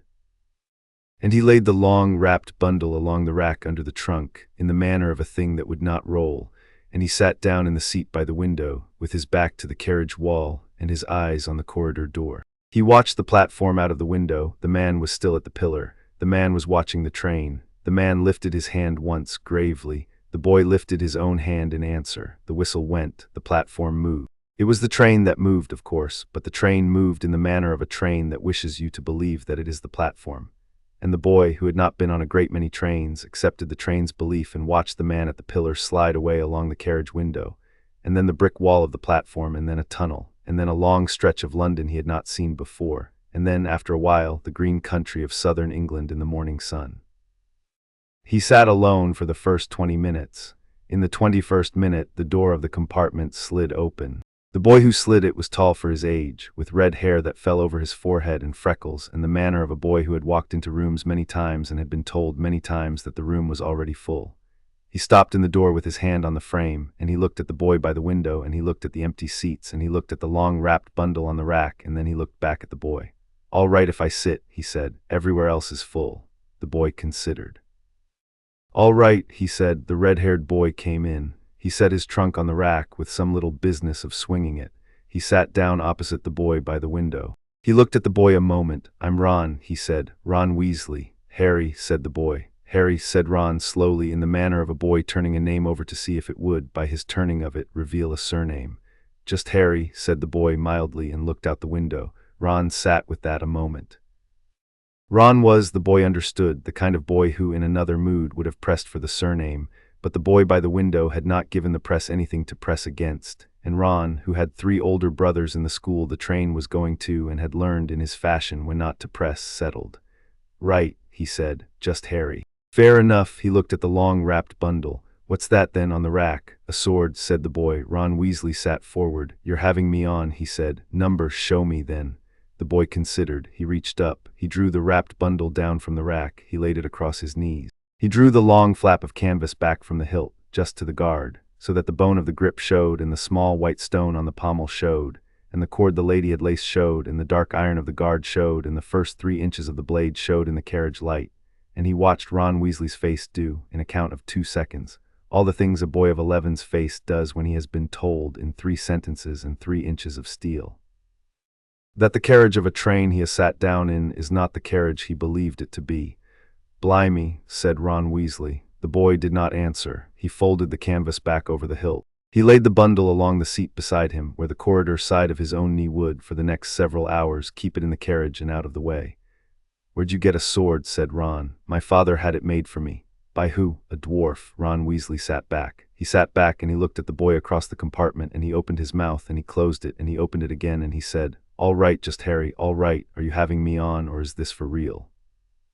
The boy considered. For real, he said. Right, said Ron. He sat with that. He looked at the wrapped bundle. He looked at the boy. He looked at the wrapped bundle again. Then his face did a thing the boy had not been expecting, which was that it broke, in a manner of speaking, into a wide and rather astonished grin. That, said Ron Weasley, is brilliant. The boy did not, at once, know what to do with that. He looked at the grin a moment in the small, careful inner hall in the place where the responses to grins were kept, and he found to his small surprise that there was a response there, ready to be used, that had been put in some 6 years ago by Merwin on a kitchen morning, when she had laid a piece of fresh bread on a plate in front of him, and told him that the bread was his. The response was the corner of one's own mouth moving, just the corner, and not into a grin of one's own, because one did not yet have a grin of one's own to give, but into the shape that admitted that the other's grin was a thing one had received and was, in one's own small, careful way, glad of. He moved the corner of his mouth. Ron Weasley laughed. He laughed in the manner of a boy who had not, yet that day, found anything in the carriage of his train that was worth laughing at, and who had walked into a compartment expecting another tall boy in robes that cost too much, and who had found instead a boy in a plain coat with a sword on the rack and a face that looked at one when one came in. "Just Harry," said Ron Weasley, settling. "All right, just Harry, tell us about the dwarf then." The boy told him about the dwarf. He did not tell him about the hidden veil. He did not tell him about Strider or the lady or Merwin or Phelan or the white tree. He told him about the dwarf in the way one tells about a man one had been in the same house with for some part of a long boyhood, who taught one forge work and made one knives. He told it in the small, flat voice, with the small, careful selection of what would be told. By the end of it, Ron Weasley had quite forgotten that he had not yet, on the train, eaten his sandwich, and Ron Weasley had not, in his 11 years, ever forgotten in front of a stranger that he had not yet eaten his sandwich, and the boy by the window was, by this measure, a thing of some interest to the Weasley appetite. The trolley came past. They bought a great deal. They ate it. In the third hour, the door slid open again. The brown-haired girl from the platform stood in it. She had her book under her arm, but the book was closed. She had her wand at her sleeve. She looked at the two boys on the seats. Her eyes went, very briefly, to the wrapped bundle along the seat beside just Harry. She did not, on her face, do anything when the eye went to the bundle. She looked back at the boys. "Has anyone seen a toad?" she said. "A boy has lost one. I am helping him look." "No toads in here," said Ron Weasley around a chocolate frog. "You have not then looked under the seats?" "No," said Ron, "I have not." "Then you cannot in strictness say that there is no toad in here. You can only say that there is no toad above the seats." Ron Weasley considered her a moment. Then he set the chocolate frog down on his knee and slid off the seat onto his hands and knees and looked under the seat. The boy by the window, who had already, while she had been speaking, looked under his side of the compartment with one quiet flick of the eye, said, "There is no toad." "How do you know?" said the girl. "There is no toad smell and the floor is undisturbed." The girl was silent a moment. She looked at the boy by the window. She looked at him in the way she had looked in the morning at the long wrapped bundle without seeming to look while looking. "Hermione," she said in the brisk manner of one closing a small introduction.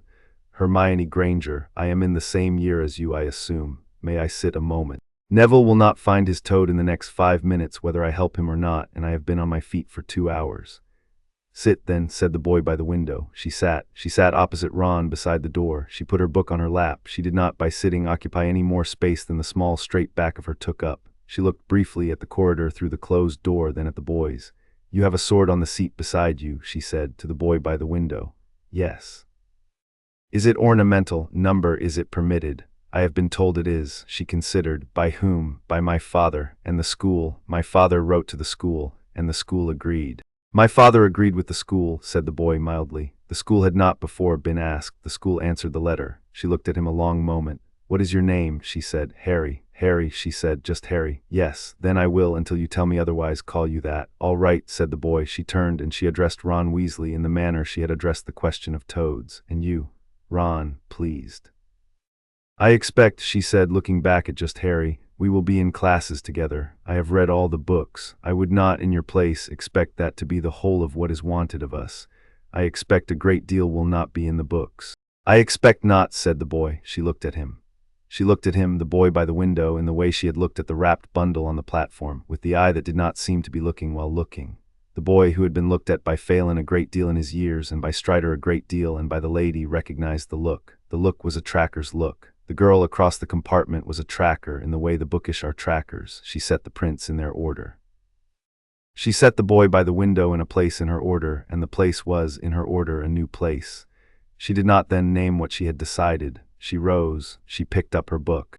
"You will see me in the corridor," she said briskly. "Robes on by Hogsmeade, please. There is no time at the station." She slid the door open. She paused. She looked once more at just Harry. "I think you are not what I thought you were." The boy considered. "What did you think?" he said. She was quiet a moment. "I had been told," she said, "what you would be by the books. I had not been told this." She inclined her head. She went out and slid the door shut behind her. Ron Weasley let his shoulders down. He stared at the door. "Blimey," he said. "Who is that? What is she?" "She," said the boy by the window, "is the one I will know again." "What's that supposed to mean?" My father said so on the platform. He was right. Your father, said Ron Weasley, sounds like a serious man. He is, said the boy mildly. The train ran on. They came at last to Hogsmeade in the dark. A man the size of a small chimney took them across the lake in boats. The castle stood on the other side of the lake on a height, and the castle had so many windows lit that the boy, in the front of his boat, with the long bundle across his knees, did not at once count them. He counted them later, in the order Strider had taught him to count a town's windows on first sight, and he stopped when he had counted 43, because 43 was as far as one usually needed to count. The castle, in the matter of windows, was a town. He set the town in the hall. A tall, stern witch in a green robe met them in the entrance hall. She looked along their faces. She looked, when her eyes came to him, at his face, and at the long wrapped bundle, and at the new coat, and the eye she used was the eye of a woman who had been told, in a letter from a man she had not in many years heard from, that there would be in this year an arrival of a particular kind, and who was, on her own account, taking the measure. She did not then speak to him aside. She gave the year their instructions. She set the doors open. They went in. The great hall was a hall of high windows and a ceiling of stars. The boy noticed at once that the stars on the ceiling were not, in their pattern, the stars of any English September, but rather of an autumn of some other latitude, which was a small kindness on the part of whoever had set the enchantment, who had not in any case wanted the children of York and Cornwall and the Highlands to see, in the ceiling of the great hall, an exact copy of the sky they had left at the train. The boy made his way up the long hall with his year.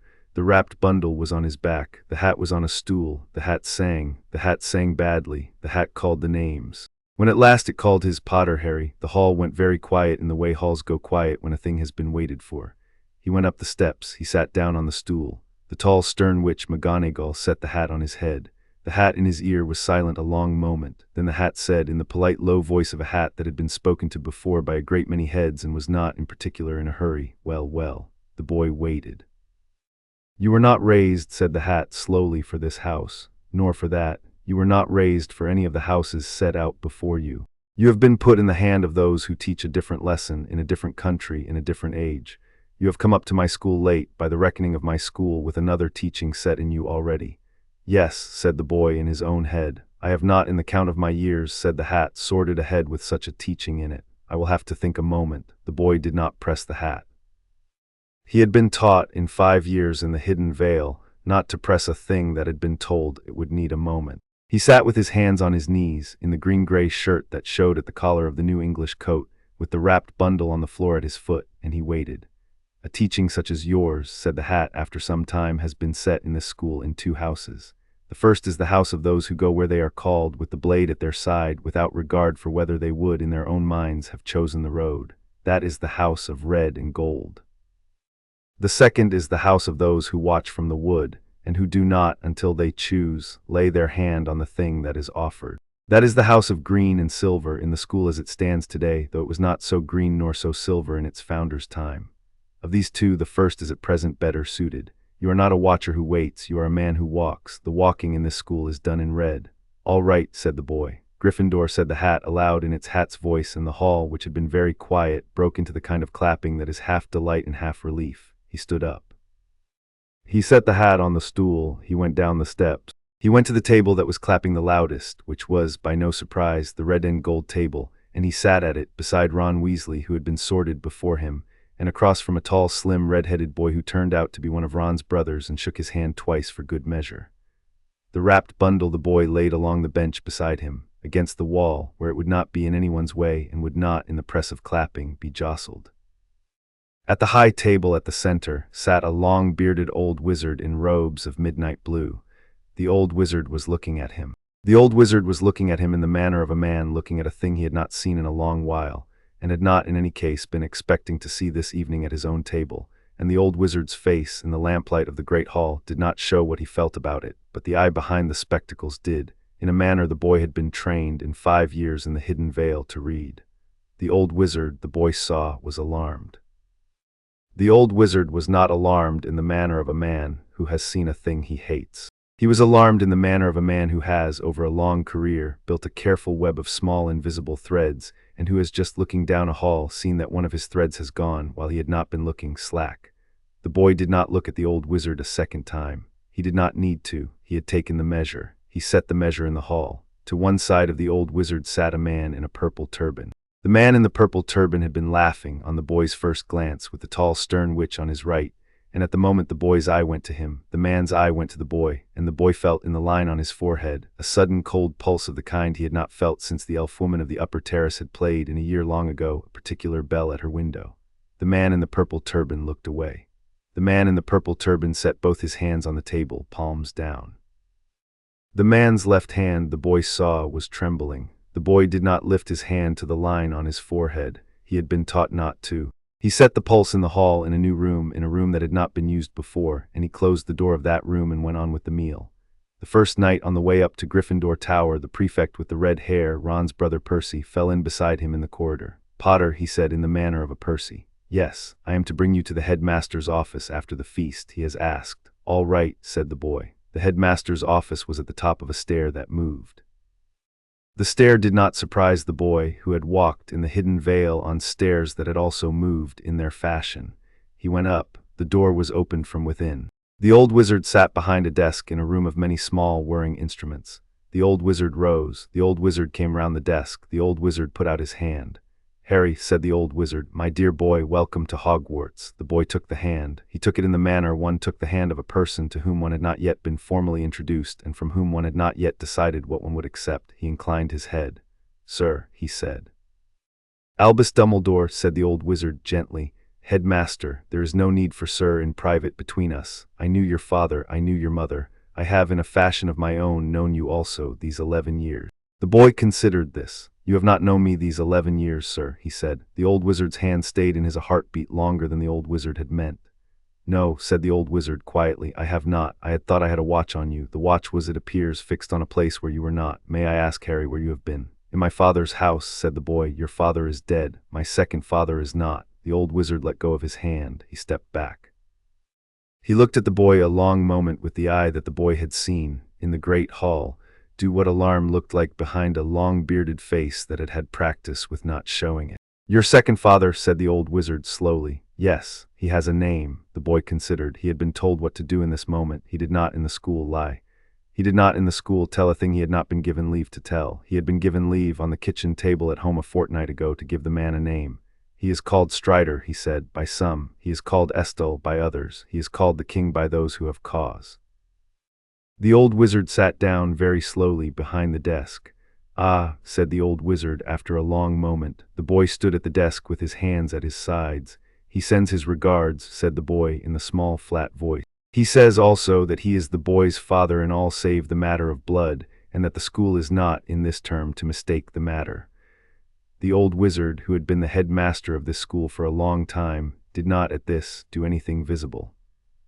The eye behind the spectacles did the same alarmed thing it had done in the hall, but the eye was, this evening, taking on a second thing also, which was a kind of slow grave wondering, of the sort that comes to old men who have been wrong about a thing for a long time and have at last had it set in front of them. "Did he?" said the old wizard. "Yes, sir. And you, Harry, what do you say?" The boy thought a moment. "I say what he says, sir," he said. "He is my father, I am his son. I have come to your school to learn the magic of my mother's people. I have come also to keep what I have learned in my father's house. I will in your school be polite. I will in your school not draw the blade on any living person. I will in your school write a letter home every week. I am 11. There's a great deal I will need to be taught. I will in your school be glad of the teaching."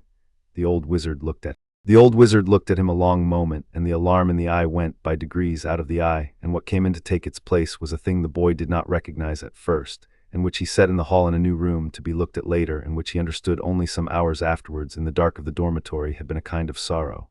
"I see," said the old wizard at last. "Yes, sir. You may go, Harry. You will be expected in your dormitory. The password is Caput Draconis. Percy will bring you up. Eat your breakfast in the morning. Go to your lessons. We will speak again, you and I, in time." "Yes, sir. Harry, sir." "Tell your father when you write that I am sorry. Tell him also that I am glad." The boy considered this.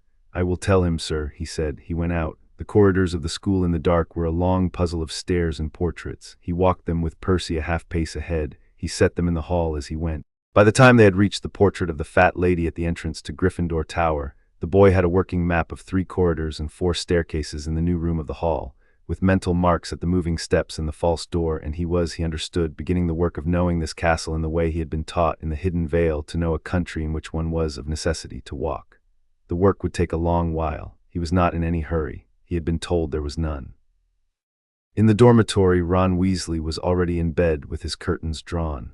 The boy unpacked his trunk in the long, quiet way he unpacked things at home. He laid the wrapped bundle along the floor under his bed in the manner the lady had said, with the long sock she had sent over it in the colors of the school he had not, before that afternoon, been a member of dark red and gold, so that to any child glancing in the dark under another's bed, the bundle was a long, heavy sock for some other boyish purpose. The wand he laid under his pillow.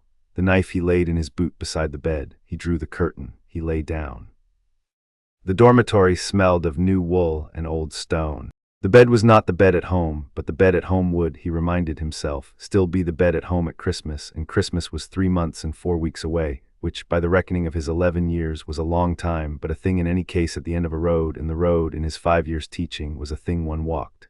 He closed his eyes. The first weeks of the school went past in the manner of first weeks. Charms was a small, fine work he was good at almost at once, in the way the bow had been a small, fine work. Transfiguration was a harder discipline, the tall stern which McGonagall took in her own way the measure of his work, and his work the measure of her teaching, and they came in the third week to an understanding, in which she would not patronize him, and he would not, in the small, fine work she set him, take less than the long, even pace she set. Herbology was a kind of forge work in plants.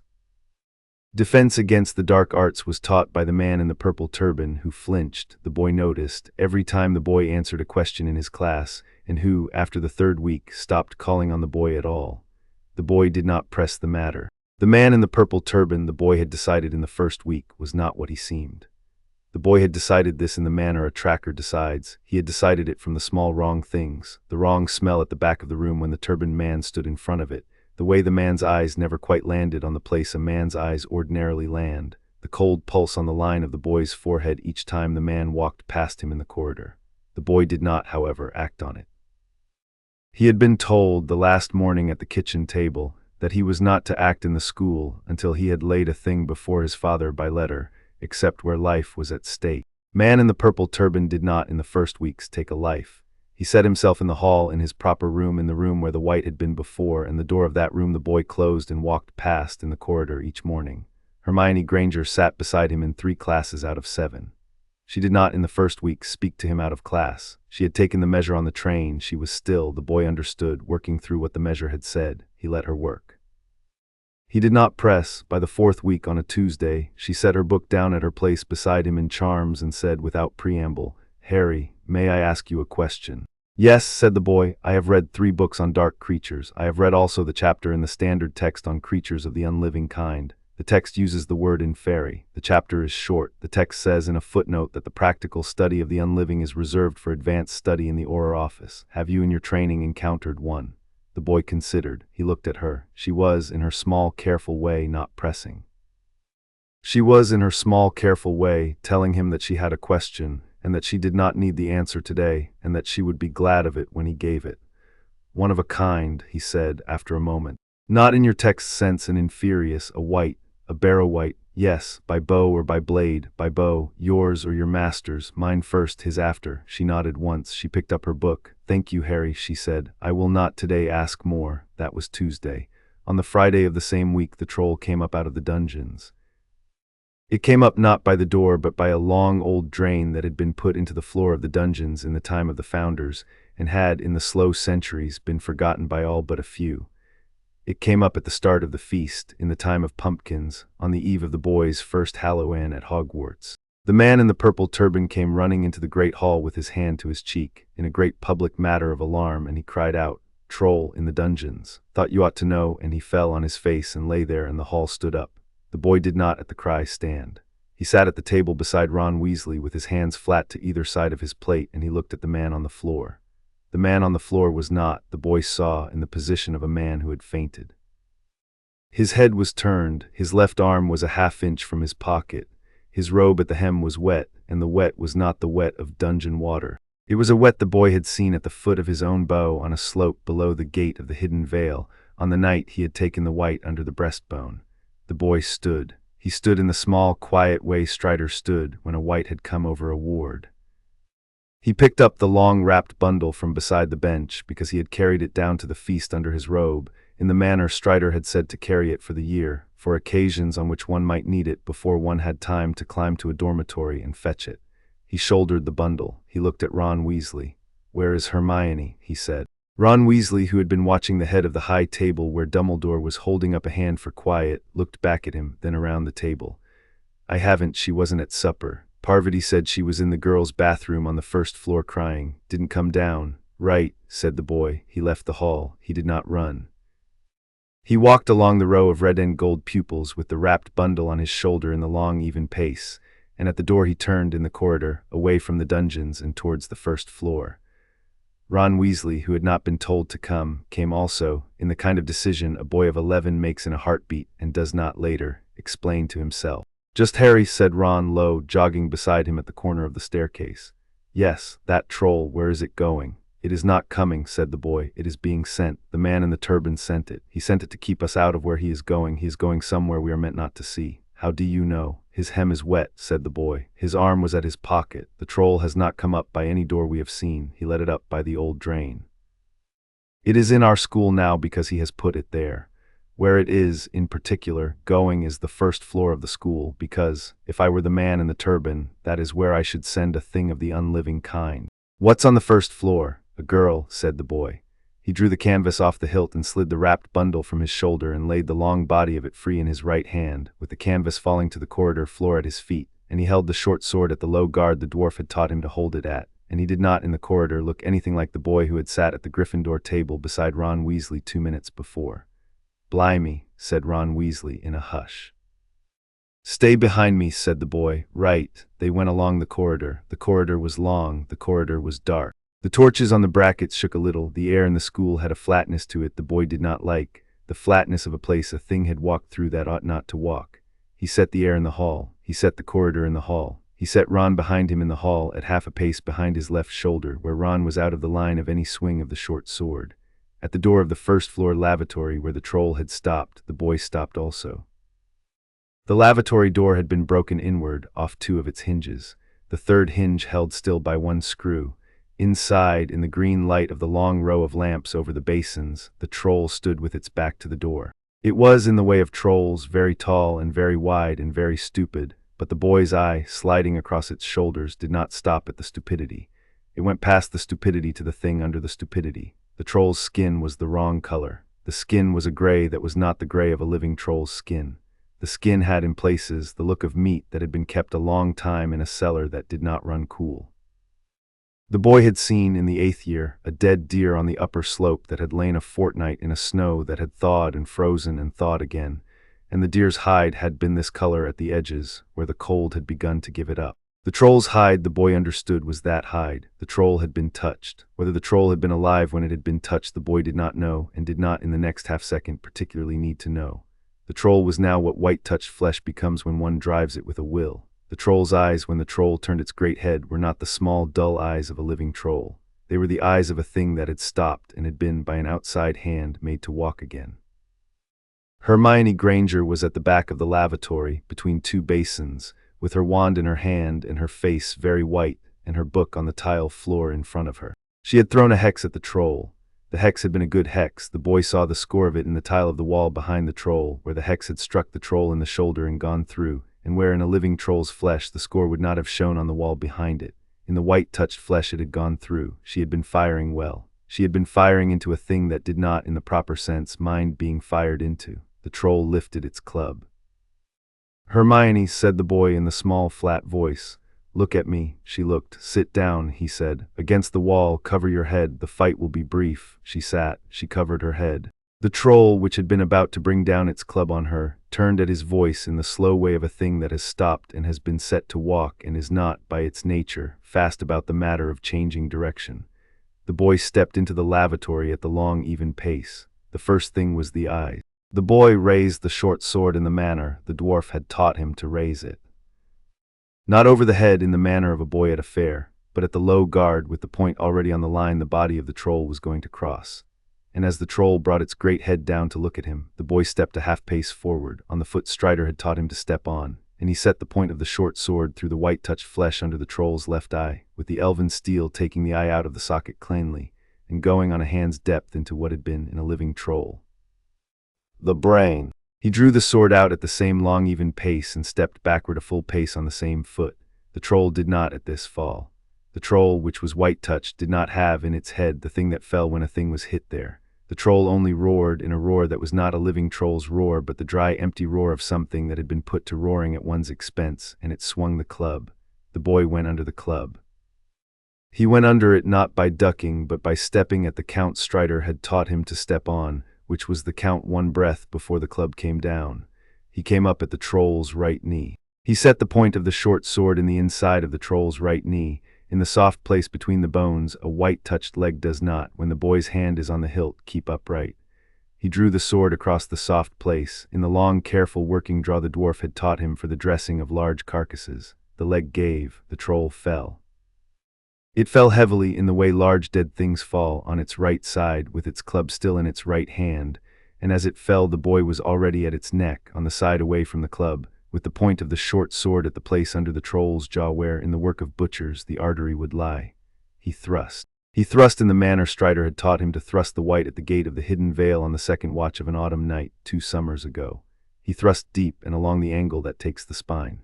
The troll stopped. It stopped in the way a white-touched thing stops, which is the long way, with a slow draining out of the wrong color through the skin, and the rough black thing inside the wrong color going first, and the natural color of a dead troll coming in after in patches, in the way ink comes out of a cloth.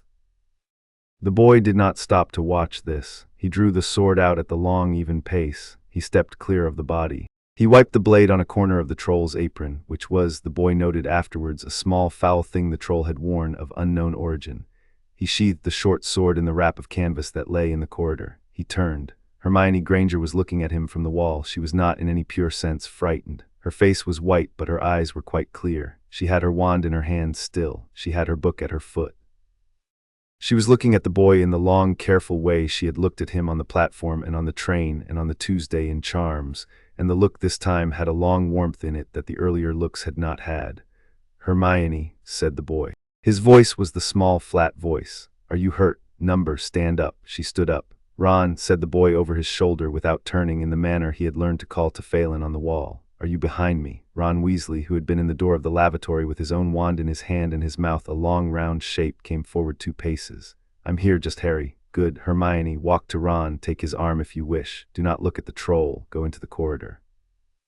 Wait there for me." She did as she was told. The boy waited until she was past him. He looked at the troll. The troll was no longer a thing that was going to stand up. He did in the manner Strider had taught him to do at the end of a fight, the small further work that was necessary. He turned the troll's head a quarter, so that the air could not pool in the throat of the body and trick a watcher into believing the body still breathed. He set a small mark in the air over the body, in the way the elves had taught him, that a watcher of his own kind would know what work had been done, and he stepped out of the lavatory into the corridor. Hermione Granger stood by Ron in the green light of the wall torches. She was looking at him. "That," she said, very carefully in her small, precise voice, "is not what the books say a boy of 11 can do." The boy considered. "I have not today read the books," he said. "Number, I am sorry I did not come earlier. You came in time." "Yes." She looked at him a long moment. "Harry," she said slowly, "I have been working through since the train what you are. I have an answer. The answer is in the line of the Kings of the West. I have not in any modern text found that line. I expect that is on purpose. I would be glad when you can to be told what you can tell me." "I will not, before you tell me, tell anyone else." The boy considered her. He had been told on the kitchen table that when this moment came he would know it. He had not been told what to say. He had been told that what he said would be his own. He inclined his head in the manner Phelan had taught him to incline it at the gate. "In time," he said. "In time," she agreed. McGonagall came up the corridor at a run, with her wand drawn, with Dumbledore behind her, and behind Dumbledore the man in the purple turban with his hand still to his cheek and his face very white, and the rest of the night was a long matter of being asked and of answering in the small flat voice what had been done and how it had been done and at whose instruction. The man in the turban, the boy noted, did not in the corridor that evening meet his eye. He met Dumbledore's eye. He met it at the end of all the asking, when the body of the troll had been seen to by the older masters, and the corridor had been cleared, and Hermione and Ron had been sent to the tower with Coco, and the headmaster had drawn the boy aside by the window over the courtyard and had stood with him a moment in the dark. "You did not," said Dumbledore slowly, "draw the blade upon a living person." "No, sir." "You did, however, draw it on the unliving." "Yes, sir." The old wizard was silent a long moment, looking at the courtyard. He said at last, "Will you write to your father this evening, Harry, or shall I?" The boy thought. "I will write, sir." "Good. Tell him from me when you do that I have this evening learned a thing I should have learned 11 years ago." "What thing, sir?" The old wizard looked at him. The old wizard's eyes in the corridor lamplight were very tired and very old and very kind and very sorrowful in the way old wizards' eyes become when they have, at last, set down a weight they had been carrying without quite knowing they had been carrying it. "That he was the right hand for the work," said Dumbledore simply, "and that I was not." The boy considered. "I will tell him, sir," he said. He went up to the tower. He wrote the letter at the long table in the common room with the fire dying down and Hermione asleep with her book in her lap on the long couch, and Ron snoring in the chair beside her, and the wrapped bundle of the short sword laid along the rug at his feet. And he wrote in his small, even hand all that had happened and all that had been said, and all that he had seen of the wet hem and the trembling hand and the cold pulse on the line on his forehead, and he sealed the letter. And he set it in the basket for the morning owl. Then he sat a while by the fire. The fire was a fire. It was, in its small, careful way, akin to the fire at home. The night beyond the windows was a night. There was a girl asleep on the couch who had said, in a corridor in the green torchlight that she had been working through since the train what he was. There was a boy asleep in the chair who had jogged with him along the corridor with no greater notice given. There was, somewhere down the long corridors of the school, a man in a purple turban who had that evening drawn a piece off a board, and who would, the boy understood, count the cost of that piece, and would, in time, send another. There was above all the line on his forehead, which had that evening pulsed twice, and which the lady had said was a piece of writing on a stone that one day he would take up in his own hand and lift. He set them all in the hall. The hall was not in any sense small. The hall was not in any sense careful. The hall was the hall of a young man of the line of the kings of the West, raised in a hidden valley in the north of England, who had come at last to the school of his mother's people, with a sword on his back and a wand at his sleeve and a knife in his boot, and who had on his first Halloween in the school met the first piece of the long board his enemies had laid for him, and had taken it cleanly off the board. He banked the fire. He laid a blanket on Hermione and one on Ron. He went up to the dormitory. He slept. In the morning the wrapped bundle was back in its place under his bed in the long red and gold sock, and his coat was on its hook, and the letter was gone with the morning post, and the boy went down to breakfast with his year, and the year, in the manner of years, made room for him at the bench. That was the first Halloween. It was, by the count of the school's tower clocks, the 2nd of November of his 11th year. There would, in the next 3 years, be others, but for the morning there was breakfast. The bacon was hot. Hermione, across the bench, looked up from her book and looked at him briefly and looked down again. Ron Weasley, beside him, asked him for the pepper. The boy passed the pepper. The day went on. Chapter 5, Wargs at the Wards. The second year of the boy's schooling went by in the way second years do, in the quiet between two larger storms. He grew. He grew 2 inches between September and Christmas and 3 more by Easter, in the way of boys who had been kept short by hunger in their first 5 years and were now, in the kindness of Merwin's table and the work of a fortnight in a hidden valley between terms, being given back their proper height. The short sword the dwarf had made him was lengthened twice at the grip, in the dwarf's own forge over the Christmas holiday, in the manner the dwarf had told him at 7 would be done. The cord of old wine at the pommel, the lady relaced after each lengthening, with her own long fingers in the chair by the fire. He learned a great deal of magic. He learned it the way he had learned tracking and forge work and language, not by listing it but by setting it in the small, careful inner hall, in its proper room. He learned that a patronus was an art that grew out of the same root as the elven art of warding by joy, and he learned that the wand in his hand and the blade on his back were not, in the end, 2 different teachings, but the same teaching held in 2 different hands. In the second year he kept his head down, in the manner Strider had told him to keep it. He drew no further attention than was needful. He wrote home every week. He came home for Christmas and for Easter, and the lady's hand was on his hair at the supper, and the dwarf laughed at the door of the forge, and the white tree above the river bore its winter snow. In the second year there was a basilisk in the cellar. The boy stopped it. He stopped it cleanly in the 3rd week of June, in a manner he was not, at his father's quiet direction, to make any large public matter of. He had gone down into the dark of the school's old plumbing with the short sword in his hand and the wand in his sleeve, with Ron Weasley a half-pace behind his left shoulder, and Hermione Granger a half-pace behind his right, in the manner Phelan had taught him to be flanked, and they had found at the end of the long stone passage a thing of the old kind that the dwarf would after name to him as a thing his own people had killed in caves under the mountain in a long past age. And they had killed it. And they had brought up out of the dark the ghost of a girl who had been hung in the wall of that passage for 50 years. and the school had given them a small private gratitude, and the boy had written home about it. The man by return owl had written, "I am glad you are alive. I am glad you took the head. I am not glad that you went down alone with 2 children of 11. Do not next time go down with 2 children of 11. Take a master or take me. You are 12. There is no rush in any of this that requires you to take the head before you are with company that can stand to either side of you. I have spoken to your mother. She is not today in a hurry to write to you. She will write when she has decided what she will say. In the meantime, well done, come home soon." The boy had read the letter at the breakfast table beside Ron and Hermione, and he had folded it small, and he had put it in the inside pocket of his coat, and he had asked Ron for the pepper, and the day had gone on. That was the 2nd year. It was in the 3rd year, in the long cold of an autumn that came in early, that the wargs came.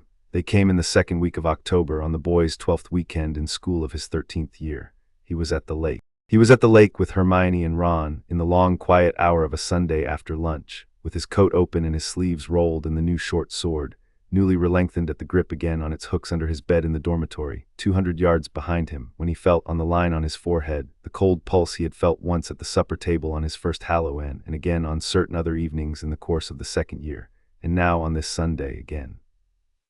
He stood up at once from the rug. Hermione looked up from her book. "Harry, the ward's at home," he said. He said it in the small, flat voice. Hermione, who in 2 years and a month had become, in the matter of the small, flat voice, fluent, set down her book. "Tell me, they are bleeding. How? From the north. How far? I cannot from here tell. The line tells me only when something passes them. Today something has." Ron, who in 2 years and a month had also become fluent in the small, flat voice, had already stood. "What do we do, just Harry?" The boy was silent a moment. The cold pulse on the line came again, this time longer, in the way the wards rang when more than one thing had crossed them at the same time. He set the pulse in the hall. He looked at the lake. He looked at the school. "I send a letter," he said. "The fastest owl, he will already know, they will already know. The letter is so that they know I know. Then I go on with my Sunday in the school because that is what I was told to do if this happened. I was told not to come home. I was told that the wards at home are not in the end my matter until I am called. I have not been called." "And if you are called," said Hermione, "then I go, with company that can stand to either side of you," said Hermione. The boy looked at her. "Yes," he said. "If I am called, you will be told, you will choose." "I have chosen," said Hermione briefly, and picked her book back up, and they walked together back across the lawn to the castle. He sent the letter that afternoon, on the bird the lady had given him at Easter, which was a small dark elven bird that did not need rest in the way an owl did, and which would, in any weather, find the man's hand by the morning. By the evening of the same day, the wargs were everywhere in the news of the wizarding world, and yet they were not in the news called wargs. The Daily Prophet, which the boy had at breakfast on the Monday, called them a pack of unusual dark creatures attacking a remote farmhold in the northern Pennines. The article was small. The article was buried on page 7. The article spoke of 3 dead sheep and a fence broken. The article did not mention that the fence had been the fence of one of the outer farms of the Hidden Vale, which had taken a hit from a thing of teeth and shoulders that had then gone back into the hills before any wizard of the Auror office had arrived. The article did not mention that the wards of the Hidden Vale had, after a half-hour, sealed the breach. The article did not mention that the 3rd dead sheep had been found, by the elven keeper of that farm, with its throat cut clean by a blade and not torn by a tooth, in the way wargs do not. A wizard had been with them. The boy read the article in the way he had been taught to read articles, at the angle that the article did not quite show. He set the article in the hall, in the room with the man in the purple turban, who had been removed from that room at the end of the 1st year dead, and whose room had been kept open in the boys' hall, against the day there should be another tenant. There was a new tenant now. The new tenant did not have a name yet. The boy set in the room a wizard who had walked through the night with a pack of wargs over the Pennines toward the Hidden Vale on a Sunday in October, in the color of a crow. He wrote home in the evening. He did not need to. The man wrote first. The letter came by Phelan, by hand, in the dawn of the Tuesday, into the school's owlery, in a sealed leather tube the school's owls would, by some old agreement, not interfere with. Phelan set the tube on the boy's bed in the dormitory before any other boy of the dormitory had so much as turned in his sleep, and Phelan stood a moment gravely with his pale hand on the bedpost, and the boy, who had heard him come in by some quiet thing in the room's air, sat up at once in his pajamas with his hand at the knife beside the bed and looked at him. "Phelan, Harry, my father, is well, the lady is well, the valley is well, the wards held, there were 6 wargs and a man." The man was no longer wholly a man. He had been touched in the way you have seen by something he did not know was touching him, and the touch had hollowed him. We took him. Alive. He was not alive in the proper sense when we took him. He was by the end freed of what had been riding him. Your father had a piece of conversation with him before he was freed. The conversation has set us a new road. What road? Phelan was silent a moment. He was looking at the dormitory in the gray light. He was looking, the boy understood, at how easily he had walked into a room of 5 other boys without any of them moving. He looked back at the boy. Your father comes south, said Phelan. He comes within the fortnight. He comes by his own road, on his own authority. He will, when he comes to the school, ask to see your headmaster. He will ask after to see you. He has not in 15 years set foot in this school. He sets it now because he has been told by what we took at the wards the name of the road that was being walked toward us. The name, he will tell you when he is here. The boy considered. All right, he said. Phelan laid his long hand a moment on the boy's hair, in the manner he had laid it once on the night the boy had stood on the wall above the gate. Be well, Harry, he said. Eat your breakfast, go to your lesson. The road that walks toward us is still some distance off. You will in the next fortnight have time. He went out, the boy lay down, he did not sleep again. He went down to breakfast at the usual hour. Ron beside him looked at his face once and then once more and said, Right, what? My father is coming, said the boy. Here, to the school, to the school. Hermione across the bench set down her toast. When, within the fortnight, she was silent a moment. She looked at the high table. The headmaster was at his place, but the headmaster was looking at his porridge with the absent eye of a man who also had received a letter that morning by a means not commonly used. All right, said Hermione briskly and picked up her toast. Then we will be ready. They went to lessons. It was at the end of the fortnight, on a Friday in the second week, that the other visitor came also. The other visitor came before the boy's father and from a different road, and not by quiet means. He came in at the gates of Hogwarts on a horse in the autumn dusk, in a great grey cloak and a great grey beard, with a long staff in his right hand and a hat with a wide brim crammed on his head, and a sword at his hip whose pommel was carved in the shape of a horse. And he rode up the drive in the way men come up drives in the older songs, in such a way that every leaf in every tree of the drive turned its underside up at his passing. And the lake at the foot of the drive ruffled all of its long mirrored surface from one bank to the other, as if a wind had passed across it that was not the wind any forecaster in the school's library would have predicted. And the squat little bell on the wall of Hagrid's hut, which had not rung in living memory for any cause less great than a death in the school, rang once, clear, in welcome. Hagrid came out of his hut. Hagrid saw who it was. Hagrid did the thing a man of his height does when he sees, on a horse on his own drive, a thing he has not seen in a great while and had not expected and is glad of. He set down the spade he had been holding and crossed his great forearms over his chest and inclined his enormous head and said, in a voice in which the welcome was the size of his chest, Mithrandir, be welcome, sir. We have been waiting for you. Hagrid, said the rider in a voice that had in it the laughter of fire and the gravity of stone and the long patience of mountains. Half-giant of the south, I am late, as my custom is. The road from Bree is longer than it once was, with the motorways across it. Where is the headmaster of this house? I would speak with him. He'll be in his office, sir. Then I shall, in the manner of my kind, be there before he is. He swung off the horse. He passed the reins to Hagrid without looking at them. He went up the drive on foot in long strides that ate the gravel and the lawn and the marble steps in the way long strides eat them only in the books one reads at 12. The doors of the great hall of the school swung open before him, not at his hand, but at the air an inch in front of his hand. He went in. Every portrait on every wall of the entrance hall sat up at once, in the manner of cats in a kitchen who had heard the kettle go. The suits of armor on either side of the great doors lifted their visors a quarter, and lowered them again, in the small grave salute of dead metal to a living thing that knew their own. The boy of Gryffindor third year was in the great hall at his supper. The boy had felt the man come up the drive in the way the boy had felt the wards bleed on the Sunday at the lake, only this was not a thing of cold pulse on the line, this was a thing of warmth. It was the warmth of a sun the boy did not know, breaking through a cloud he had not known he had been under. The boy set down his fork very slowly. Hermione, who had felt nothing of the kind, looked at his face. Harry, there is someone in the hall, said the boy. He stood. On the corridor, you mean? In the entrance hall. How do you know? I know, said the boy. He went out of the great hall. He went out of it in the long even pace, with the wand in his sleeve and the knife in his boot and his hair in the manner Merwin had said it that morning when he had come down at the breakfast hour. And he came into the entrance hall, and the entrance hall was the entrance hall of his school still, with the great doors and the portraits, but it was lit with a long warm light that the entrance hall did not, by its own architecture, have. The light came in from no window. The light came up from the flagstones. The light was the light a fire makes when the fire has been burning a long while in a room not its own, and is glad to have, at last, been brought there. The visitor stood at the foot of the great stair, with his staff in his hand and his hat in his other hand and his beard down his chest, and he turned, in the manner of a man who had been waiting, at the sound of the boy's step on the stone, and he looked at the boy.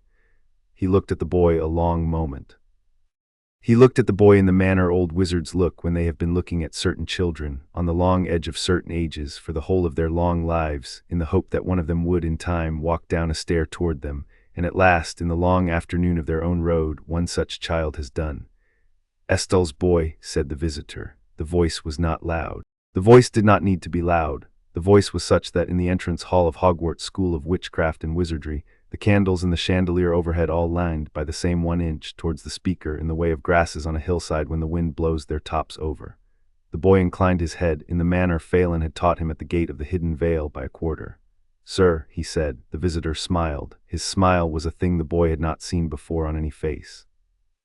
It was the smile of a star going up at evening.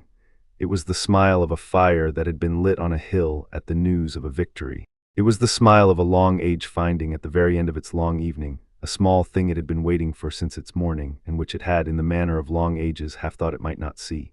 "Sir," said the visitor mildly, "you are, I see, in the manner of your father's house. So be it, sir, then, sir, to you also." He set his staff against the wall in the way one might set an umbrella. He set his hat on the newel of the stair in the way one might set a hat.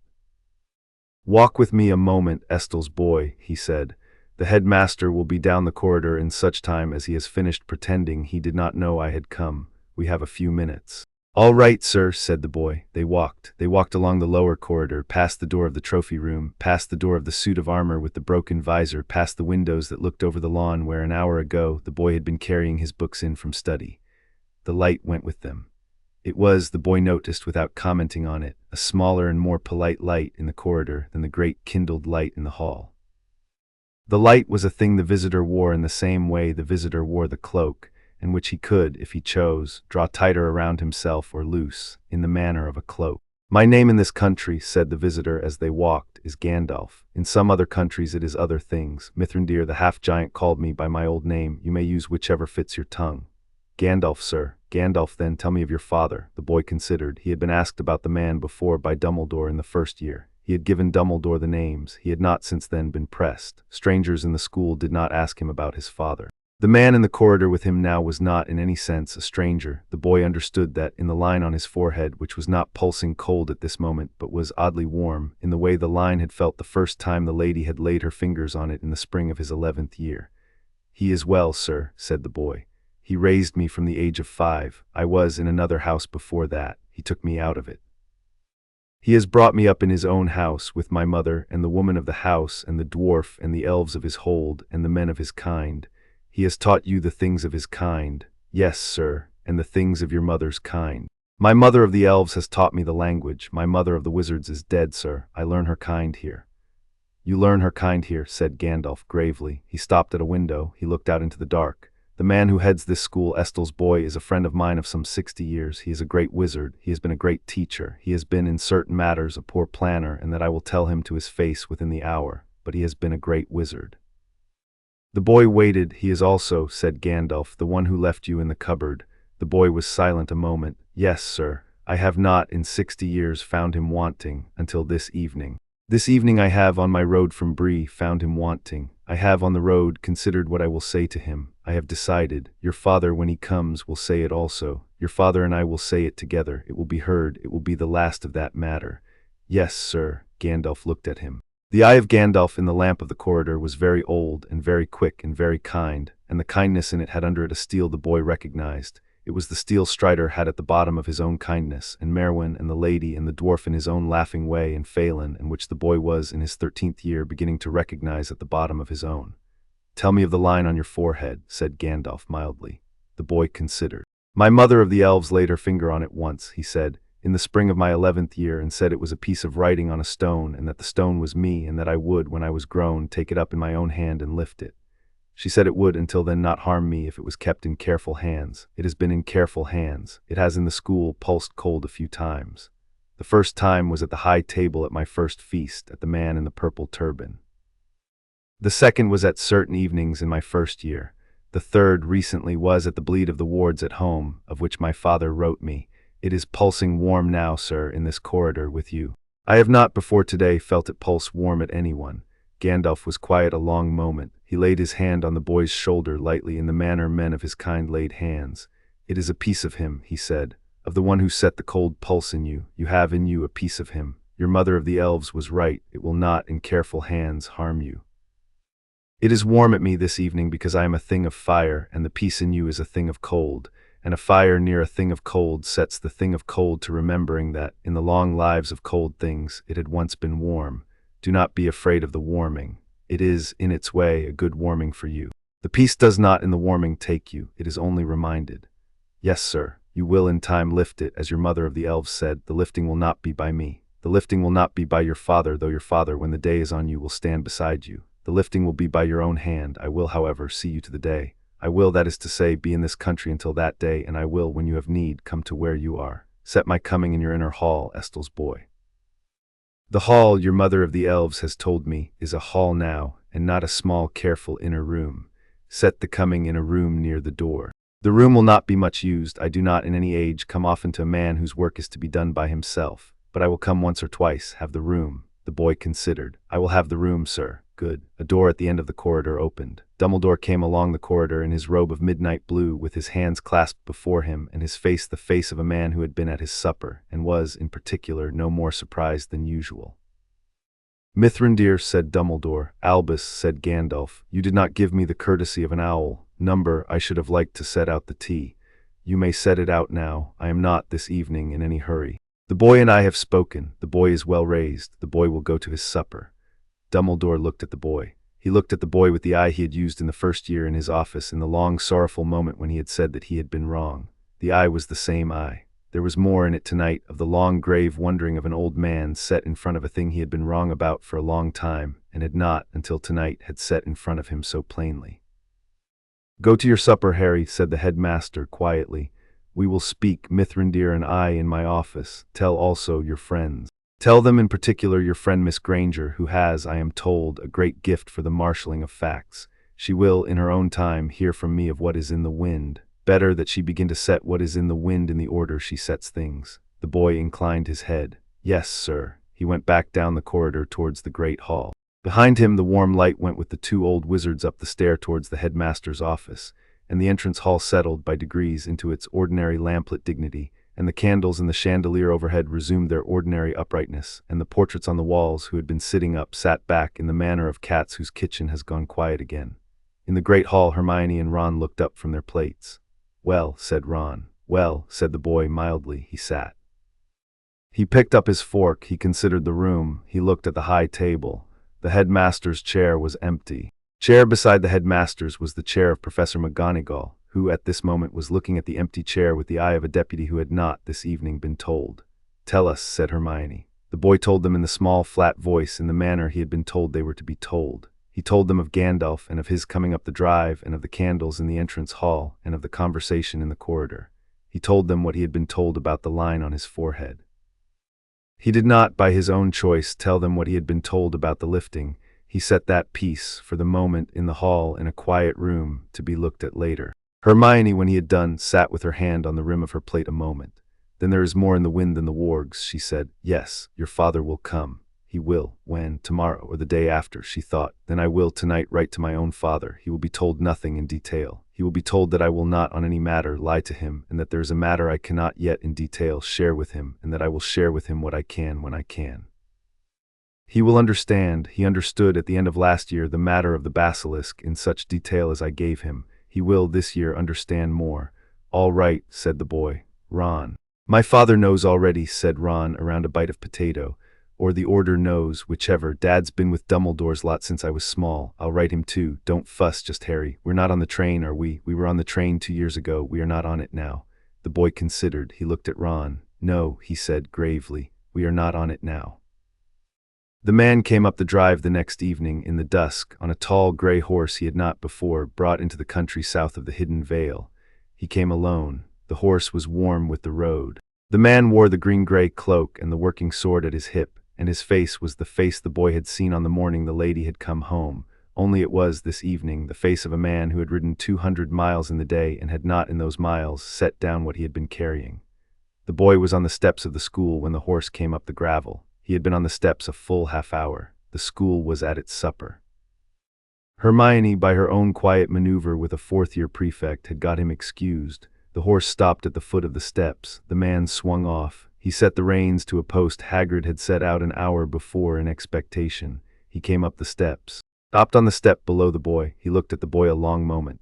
"Father," said the boy. The small flat voice was not, this evening, the small flat voice. It was the voice the boy had used at the cake on the morning he was 6. "Harry," said the man. The man came up one more step. The man set his hand on the boy's shoulder. "You have grown." "Yes." "Have you eaten?" "Not yet. We will eat in the headmaster's chamber. The headmaster has set a small supper. There is with him a man you have met." "Gandalf, Gandalf," the man agreed. He laid his hand a moment on the back of the boy's head, in the way that had not, in 3 years, lost any of what it had had at 5. They went in. The headmaster's room, when they came to it, was much as the boy had seen it the first night. The instruments whirred, the portraits behind the desk slept or pretended to. There was a small round table set with 5 places. 3 of the places were at one end, 2 were at the other. The headmaster sat at one of the 3. Gandalf sat at another. The third was empty, and on the side of the table the boy and the man came in by. The headmaster rose. "Estel," said the headmaster. He held out his hand. The man looked at the hand. He did not, in the moment, take it. "Albus," he said, in the long, even voice he used when a thing of weight was to be set down between 2 men who had not, before, set such a thing down between them. "I will take your hand at the end of this conversation, if there is a hand to take. Sit, eat. We have a great deal to put on the table tonight, and there is no point in dragging it across courteous distances." The headmaster, who had not, in some 60 years of headmastership, had a man speak to him in his own office in quite that key, lowered his hand. He nodded. He sat. Gandalf, in the chair beside him, made a small noise like a stove warming. He was suppressing, the boy understood from the corner of the eye, a smile. The man sat down opposite the headmaster. The boy sat down opposite Gandalf. The headmaster's house elf, of whom there were several at the door, set out the supper. They ate for some little time without speaking on the matter that had brought them. When the plates had been taken and the cups set, the man set his hand flat on the table. He looked at the headmaster. "Albus," he said. "Estel, the cupboard." The headmaster's old face, which had been holding the long grave wondering, became, in a breath, the face of a man who has been brought to the place he had known. For 13 years he would one day be brought to. "Yes," said the headmaster quietly. "You knew. I knew. You knew what kind of man the man Vernon Dursley was. You knew what kind of woman his wife was. You knew the boy would not, in their house, be loved. You knew also that he would, in their house, be guarded by a particular blood ward of your own setting. You weighed the love against the ward, and you decided in your weighing that the ward outweighed the love. You set the boy on the step. You walked away. Yes, you weighed wrong, Albus." The headmaster bowed his head. "I weighed wrong," he agreed. "I would have you say it in front of the boy." "Weighed wrong, Harry," said the headmaster, lifting his head and looking the boy in the eye across the table in a way he had not, the boy understood, looked at any 13-year-old in his school in some years. "I should not have put you in that house. I have in the years since suspected I was wrong. I knew after our first meeting that I had been wrong. I have not before tonight in this room with these witnesses said it. I say it now." The boy considered. He looked at his father. The man's eye was on him. The man did not, by any sign, tell him what to say. The matter had been left to him. The boy thought in the hall, in the small, careful inner hall, which was not now, in any sense, small or careful, of the long gray door of the cupboard and the bolt outside it, and of the man in the kitchen with the face who had laughed at the laugh, and of the small purse of unfamiliar coin upon a console table in a hall whose owners had not, the next morning, quite remembered how it had come there. He thought of Strider in the doorway of the low stone house with snow upon his hair, watching him sleep.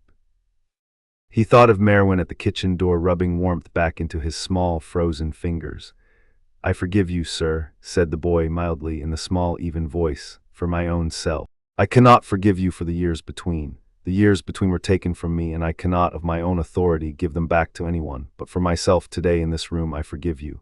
The headmaster looked at him. "Thank you, Harry," he said quietly. "I had not expected to be forgiven. I had hoped to be heard." "You have been heard," said the man. The headmaster inclined his head. "There is, then," he said, "the matter of what we do now." "There is," said the man. Gandalf, who had been silent, sat forward. "The matter of what we do now, Estel, is that the Dark Lord, for he is, by all the markers that signify, beginning to come back into the world. He is not yet bodied. He has been working through a man who came north over the Pennines with wargs in his company on the Sunday past. That man we will, with what Phelan's company drew out of him, hunt back along his road in the coming weeks. We will not by that hunt alone bring the matter to its end. The end will be at a date and in a place that he and not we will choose. That is the way of such ends, said the man. Yes, what does he want? He wants, said Gandalf mildly, the boy. The boy did not, at this, do anything. He had been told this in his own slow way, since the lady had laid her finger on the line on his forehead on the night of the reading. He had been told it again in his first year by Dumbledore at the desk in different words. He had been told it again in the second year when the basilisk in the cellar had been not the basilisk's plan but another's. He had been told it in the third year, this week, in the hand the wargs had been the leading edge of. He had been told it tonight. He set the telling in the hall on top of the other tellings, in the room that had been kept for these tellings since the first feast, when the man in the purple turban had laid his trembling hand flat on the table. The room was now reasonably full. There was, by this evening's telling, no more space in it. He understood in the small, careful way one understands such things, that he had reached the year in which the matter would, by his enemy's hand, be brought to its head. Then he will move, said the man. He will move, said Gandalf. He has not, by such hands as we have, the resources for a great move yet. He has the resources for a small move, set carefully. He has also friends he has placed in this school, in the bones of an old contest the school will hold in this year. He will, by these friends, attempt to draw the boy out. He will attempt the draw at the climax of the contest, which will, in itself, give him both the place and the witnesses to do what he means to do. The Triwizard Tournament, said Dumbledore slowly, with the eye of an old man for whom several pieces of a puzzle have just slid audibly into place. The Triwizard Tournament, Gandalf agreed. The headmaster set his hands flat on the table. He looked at them a moment. He looked at the man across the table. I have, he said, in this year agreed to host the tournament. I have agreed to it on the grounds that it would bring 3 schools of European wizardry together for the first time in some 100 years. I had not, when I agreed to it, known of these moves toward the boy. I do not, this evening, know whether I have done well to agree. You have done well to agree, said the man mildly. The headmaster looked at him. Have I? Yes, said the man. The tournament gives the enemy his place. The tournament gives us also our place. We know now in this room on what board the next piece of this game will be set. We can, knowing the board, set our own pieces on it. If the tournament were not to take place, the enemy would set his board elsewhere in a place we did not know. Let the board be here.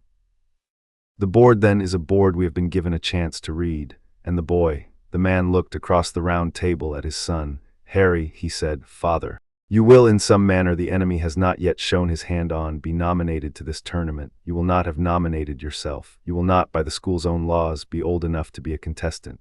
He will have arranged the nomination by some means we will in due course find. You will, in the manner of the school's old binding, be required to compete. The boy considered. He set the contest in the hall. I will compete, he said. The headmaster looked at him. You need not, Harry, accept the binding. There have been in the law of this contest sometimes escapes. The boy considered this also. He looked at his father. The man met his eye. You are not bound to the contest, Harry, said the man. You are bound only by what you wish to do. The headmaster is right. There may be in the law of this school an escape which may be the right escape and which we may take if we judge that the taking of it does not put more children at risk than the running of the contest. Tell me what you wish, the boy thought. He thought of the slope below the gate of the hidden vale on the second watch of a cold night, and of the man on the wall above him, and of his own hand on the string, and of what it had been, for a boy of 9, to draw and to loose at a thing his teacher had told him would come for him in its time. A man of his father's house did not refuse a summons. He had been raised on that. He had been raised that one walked the road one had been called to walk, because there were not in the end 2 of you, and the one who walked the road did not walk it alone. He walked it with those who had raised him, and those who would, in time, stand beside him, and those who, in the long lives of certain races, kept watch from a long way off. I will accept the summons, he said in the small, even voice. If he sends the summons, I will go. I have been raised to go. If I do not go, the next boy he sends for, or the next girl, will not have been raised to go. They will go in their own way, but they will not have my teaching, nor my father, nor my mother, nor, sir, your Gandalf in their hall. The man considered him a long moment. He inclined his head gravely, once in the manner he had inclined his head to the boy in the doorway of the small room with the broken sword, when the boy had laid his hand on the hilt of the broken sword and taken it away again. Then we will, in this year, walk the board with you, said the man mildly. I will not in the school be far. I will be in such places as the headmaster and Gandalf decide on. Your mother will, when she can, come down. Gimli has begun work on a thing for you in the forge at home, which will be ready by the time of the third task. I will not tell you yet what it is. You will in time see it. Until you see it, do not in the contest take any risk that depends on a thing you have not yet seen. All right, father. You will in the school continue to keep the blade off any living person. All right. You will in the contest use the wand and the woodcraft. You will in such matters as the contest sets that are not living, use what your hand has on it. You will not in the contest take what is not yours. You will not in the contest be drawn into any quarrel that is not the contest. Especially you will not be drawn into any quarrel the enemy lays at the edge of the contest, with one of the other contestants or with one of your own school, in the way of cheap quarrels that are meant to wear you down before the larger thing comes. All right, the man laid his hand on the table. The hand was very still, and Harry, he said, Father, you will not in any one of the tasks fight him alone if it is him you find at the end. You will, if you find him, do as you were taught to do at the gate of the hidden vale, which is to come back along the road you came in by, until you have reached those who came with you. You will not, in this year, settle the matter of him. The matter of him will be settled in its own time, by your own hand, with your own people about you on ground we have chosen. Will you give me that? The boy thought. He looked at his father. I will give you that, he said. If it is him at the end and I am alone, I will come back along the road. I will not that day settle the matter. The man nodded once gravely. Then we have, between us, a contest to walk. The headmaster, who had been listening with the long grave attention of a man who had, over a long career, made a great many plans of his own, and had had, this evening, the better part of 2 such plans set aside in favor of one made by other hands, sat back. Will, he said, this evening set my own house in order. I will tell my teachers what they need to be told. I will say nothing in particular to Mr. Crouch of the ministry, who has been laying the framework of this contest. What is in the contest beyond his framework will not by his own desire be of his telling. I will hold the school. I will, on the matter of the boy, follow your hand, Estelle. I have this evening given up the right to plan for him alone. I should have given it up years ago.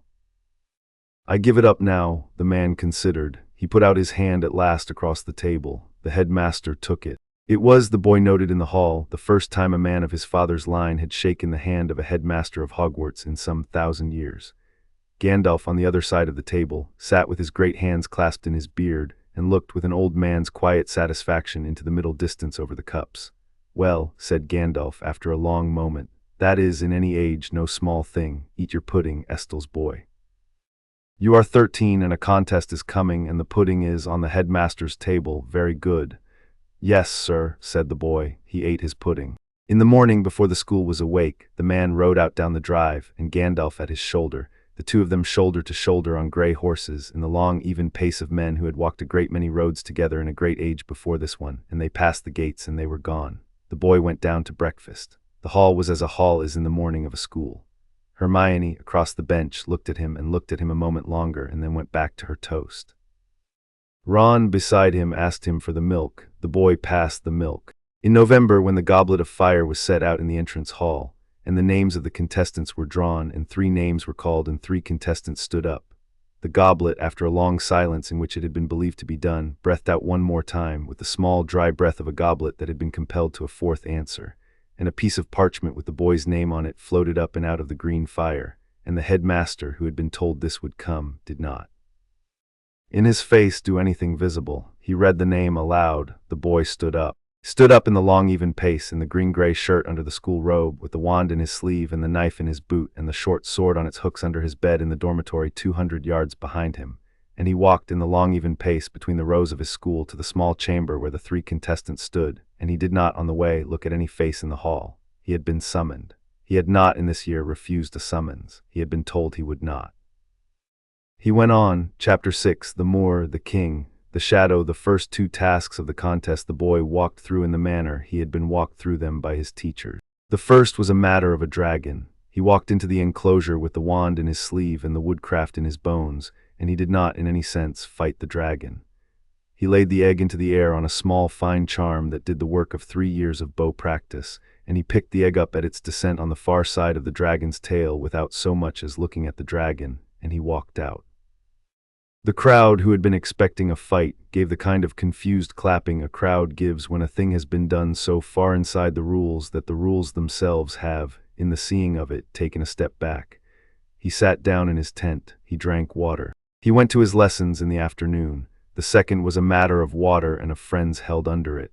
He took the gillyweed because Hermione had set it on his bedside table at breakfast with a note in her small, precise hand that read, "For the second, use this. Do not eat the merpeople." He ate the gillyweed. He went into the water. He went past the merpeople, who had not been told he could speak their tongue, which his mother of the elves had taught him to a working extent in the long evenings of his second year. He had a polite small conversation with their chief, in which he established that the friend he was to fetch was not at any risk, and that he would, as a courtesy, fetch only his own, and he fetched her, and he came up. He was the first one out. He sat in his towel on the platform with Hermione beside him with her hair dripping, and Ron in the towel beside her also, in his own way of having been fetched, and the headmaster at the rail did not, in front of the Beauxbatons headmistress and the Durmstrang headmaster, smile, but the eye behind the spectacles did. In the spring of his 14th year, between the second task and the third, he walked the boundary at home. The man took him out at dawn. The horses they rode were the man's tall gray, and a smaller bay the dwarf had given the boy 2 winters before. They rode out the gate at the long even pace, in the wood above the upper falls, and on, north, along the long line of the boundary, the men of the man's line had walked for many ages. The boundary went above the cliffs. The boundary went along the spine of the moor. The boundary came down at last to the lower country, where a long ditch had been cut by hand 1,000 years ago, in the matter of a quiet little war the histories of his mother's people did not record, and which the boy in his 14th year was at last old enough to be told. They rode and walked by turns for 3 days. The man told him the names of the watch points. The man told him the names of the men of his line who had died at each. The man told him, finally, the name of the man's own father, who had been the watchkeeper here in his time, and whose grave was set under a flat stone in a high glen on the second night's halt. The boy laid his hand on the stone. "Aragorn, son of Arathorn," said the boy, reading the script of the stone in the lady's tongue. "My grandfather," said the man mildly. "It is, in our line, the name that comes round. My father bore it. He was the second Aragorn of our line. There were others before. I would have borne it also in another life, but I was given Estel by my mother of the elves in fosterage, and Estel I have carried." The boy looked at the stone. He looked at the man. "Father," he said, "yes, my own name. Was it given to me by my father of the wizards or by my mother? By both. They had agreed it. It was their choice made before you were born. It is your name, Harry. It does not belong to us. We have not taken it from you. We will not take it from you. There will not be in your hand a name beyond the one you bear until, if it comes, the time you choose to take one." The boy considered. "All right," he said. That was the spring. The third task was on the evening of the 24th of June. It was a maze. The maze had been grown on the Quidditch pitch out of the high hedge of a plant that did not, in the wild, grow that high. It had been grown by the magic of 3 wand schools together, and it stood 20 feet over the heads of the contestants when the 4 of them stepped to their starting points. The boy was first. He had been first in the standings of the second task. He had been first also in the first, with the egg charm, which had been judged, by the smaller of the 2 French judges, to be the most elegant work of a contestant in 15 years. The man was on the rail in the headmaster's box in the green-gray cloak. The lady was beside him. Merwin was beside her. The dwarf, who had come down from the Vale for the third task on the boy's own request, was at the far end of the box with a great mug in his hand, talking to Hagrid. Gandalf was a half-step behind the headmaster, in a chair set aside for him as if he had been a visiting professor of a foreign school, and one might say, in a manner of speaking, that he had been. Mr. Crouch was in the row in front of the headmaster. Mr. Crouch's son, who had been Mr. Crouch's son no longer for some years, but who had wearied of pretending he had been a great many other things in the meantime, was in the seat beside Mr. Crouch, in the false skin of a man called Moody, with the eye of him roving more, the boy noted from the start of the maze, over the boy's father at the rail than over the maze. The boy had set him in the hall already. The boy had set him in the hall at the first feast of September, when the man with the false skin had laughed at a joke he had been making not to the staff at the high table but to himself, and the boy at the Gryffindor bench had felt the cold pulse on the line. He had written home about it. He had been told to keep walking. He had kept walking. Now in the dusk of the 24th of June, at the mouth of the maze, the canon went. He went in. The maze the others walked through in the manner the maze had been set up to be walked through. He did not. He went through it in the manner Strider had taught him to go through a wood that was not in any sense a wood. He did not in the maze fight the maze. He read the wind of it. He read the smell of it. He read the small wrong things, the chill at the third turn, the absence of crickets at the 5th, that told him the maze had been quietly, by other hands, made wrong. He chose his path by them. He came at last to the center of the maze, where the Triwizard Cup sat on its pedestal in a small green clearing, glowing in the dusk like a thing that had been left out for the catching of a thing other than its winner. He stopped at the edge of the clearing. He looked at the cup.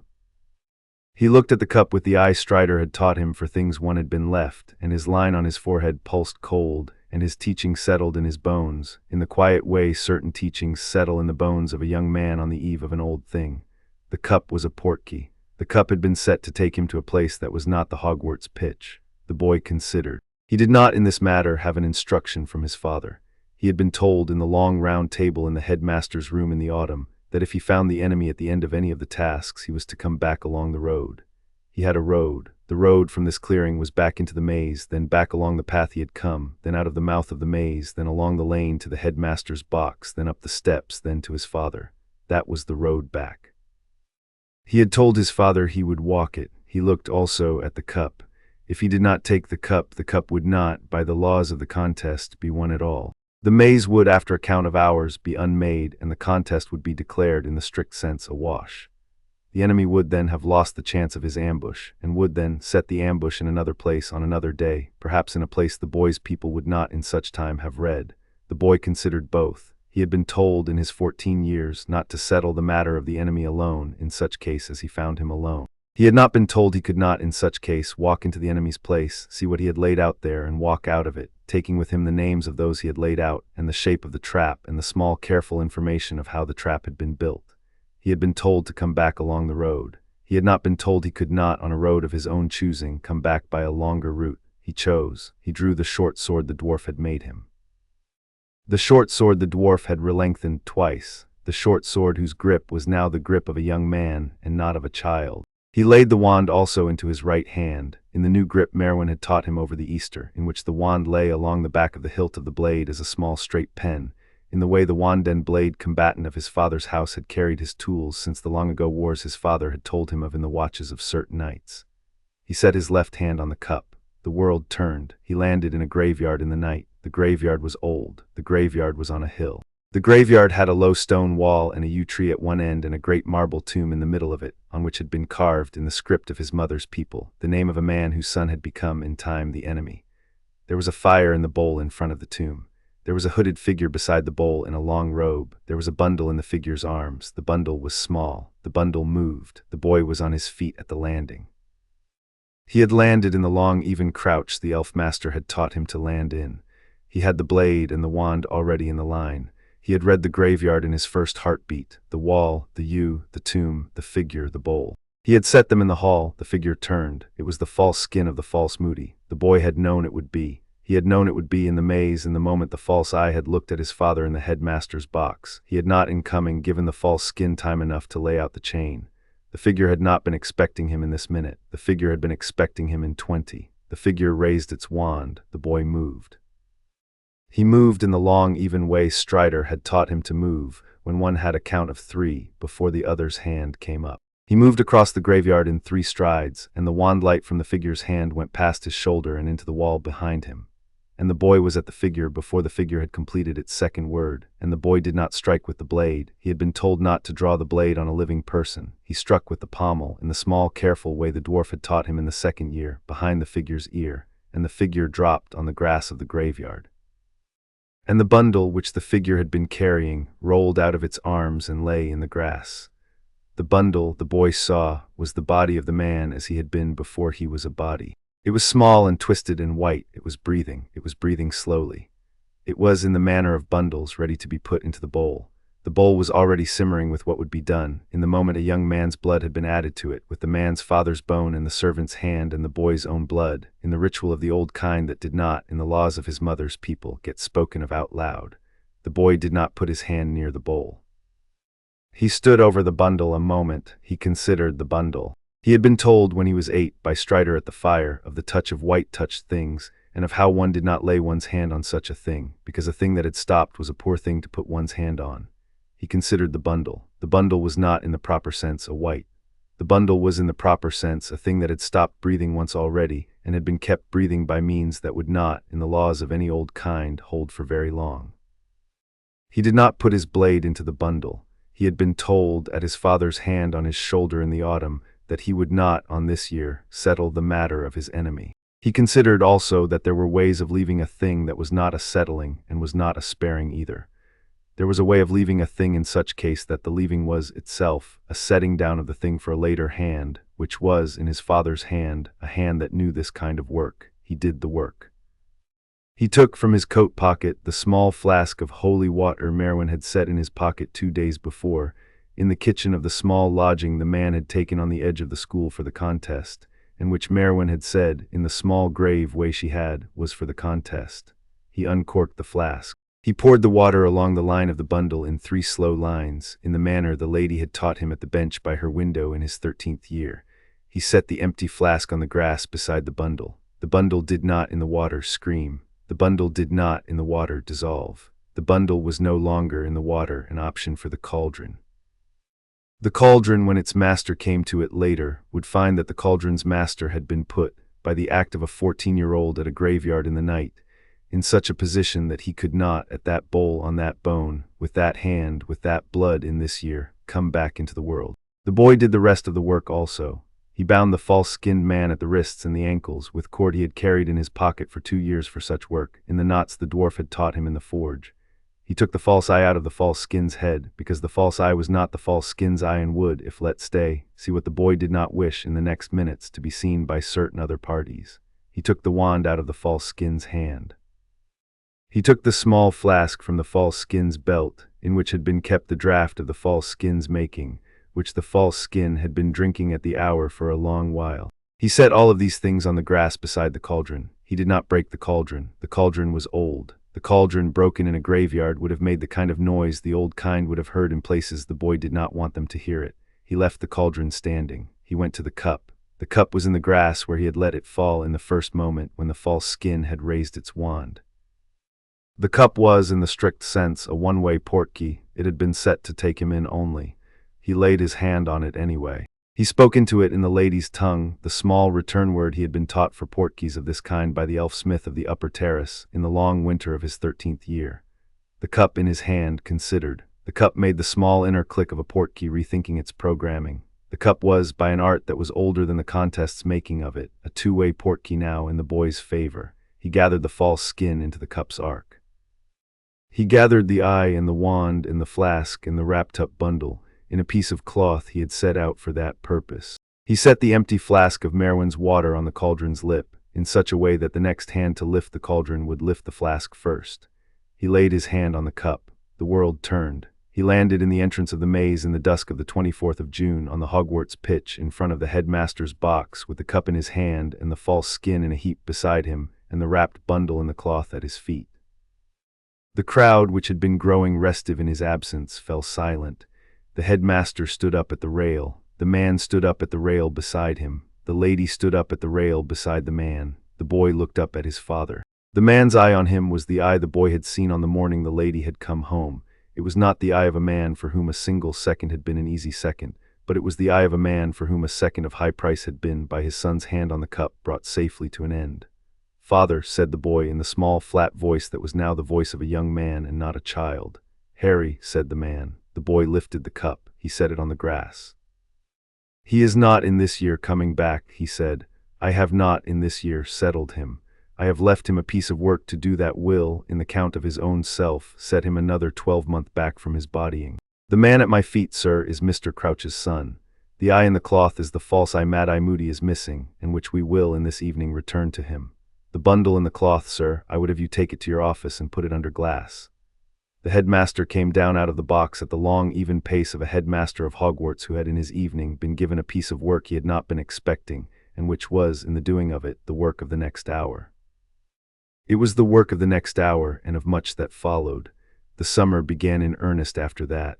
By July the enemy, finding he could not body himself by the old kind, sought a smaller body in other ways. He found one. The body was poor. The body was a thin, black-eyed man whose name had once been known and was, in the news of the summer, half known again. The man called himself in his small-bodied form by the name his enemy had had at school. He called his followers to him. They came not many, but they came, and they came not all wholly his, but they were, in the small body's hand, enough. By the end of July there had been 3 killings. By the second week of August there had been 7. By the end of August, there had been the burning of a village outside Newcastle, in which a young Auror had died holding the door of a school. By the second week of September, the boy had returned to Hogwarts for what should have been his 5th year, and Hogwarts had announced, by post from the ministry, that the school would not open. The school stood empty.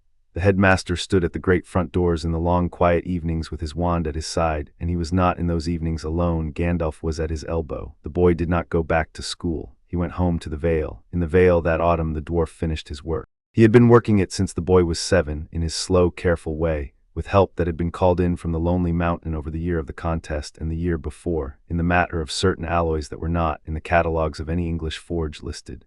He had been working it in the chest under the floor of the boy's house, where the broken sword had lain for ages. He had been working it on the anvil in the back of his own forge on the 3rd terrace. In October he was done.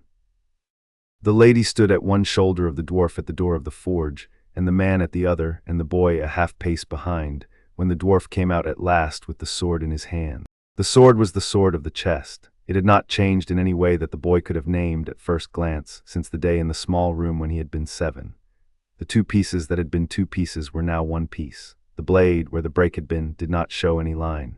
The steel was the color of a winter river under cloud, with a long shining wave along the edge that was the wave of the dwarf's hammer at the slow, patient angle a sword of this kind required. The hilt was the hilt of the chest, with the 2 wings of the guard, and the wine-colored grip the lady had relaced in the spring, and the pommel of the metal the boy had still not been told the name of, and on which there had been in the chest no jewel, and on which there was now, set in the center by the dwarf's hand, a small white stone the size of a grain of corn, in match to the stone the dwarf had set in the pommel of the short sword on the boy's 11th birthday.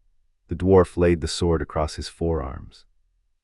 He set it before the man. "It is done, Estel." The man set his hand on the hilt. He did not at first lift it. He looked at the boy. The boy stood very still in the green-gray shirt and the new coat Merwin had given him for the autumn, in the path of pale stone with the white tree above and behind him a great way off in the river speaking to the rock below in the evening of an October day in his 15th year, and his hands were at his sides and his shoulders were down and his eyes on his father. "Harry," said the man. "Yes, come." The boy came. The man lifted the sword off the dwarf's arms. He turned. He held the sword out in the manner of one offering a thing one has, in the slow keeping of a long life, been holding for the one to whom it was, in the end, to be given. "You will take this," said the man. "It is the long sword of my house. It is, in the speech we sometimes use for it, called Anduril, which is the West Flame by the old kind. It was broken in the long-ago war I have told you of. It was the sword of the King of the West, who was my line. It has been kept these ages in the chest in the small room you came to in your 7th year. It is now made whole. The dwarf has put it whole in your sight with the white stone of his own art set in its pommel. I give it now in my hand to my son. You will carry it, you will draw it when there is need. You will, at the end of your life, lay it down again where it is to be laid, by such hand as you have raised. That is the way of it." The boy looked at the sword, he looked at the man. He set his right hand slowly on the wine-colored grip. He set his left hand slowly under the flat of the blade, as the dwarf had taught him to take such a blade when it was laid into his keeping, not by the edge, never the edge, but under the flat, with respect. He lifted it. The sword in his hand was the bow on the 1st day, and the dwarf's first knife on the 1st day, and the short sword on his 11th birthday, and all of them set together at one note, and a 4th note over them, which was the long voice of the metal of the West singing in the cold autumn air of an English valley, in the hand at last of the one whose hand it had been, in some manner, waiting for since its making in a country across a sea that, in this age of the world, had been a long time gone. The man set his hand on the boy's shoulder. The lady set her hand on the boy's other shoulder. The dwarf in front of them laid his great red beard against his chest and bowed once formally in the dwarven way in which the beard is the bow. "My king," said the dwarf simply. The boy looked at the dwarf. He looked at his father. "Father," he said in the small even voice, "I am not yet the king." "No," said the man mildly, "you are not. You are the king's heir in your father's house. You will not be the king until I am no longer in the world. That day, my Harry, is not today.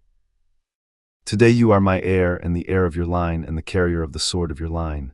Carry it, walk with it. We have a road, we are going to walk it." The boy lifted the sword once, slow, in the long arc the dwarf had taught him at the forge for the blooding of a new blade.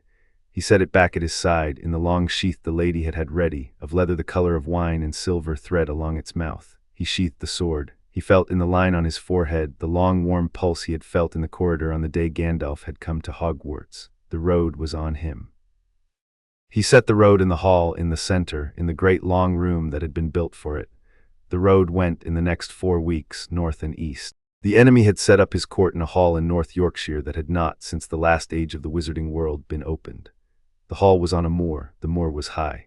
The moor had been in the long memory of the Vale a place of such things. The enemy had not chosen it by his own knowing, but by a knowing that had been given to his small body by a thing not now in this world, in the manner certain knowings are passed down in certain rotten lines. The hall on the moor had a name. The name does not matter here. The boy was told the name by his father in the 3rd week of October. At the kitchen table, in the small, careful way the man told things that were to be carried, and the boy set the name in the hall in the room with the bowl and the bundle and the false skin, and he did not write the name down.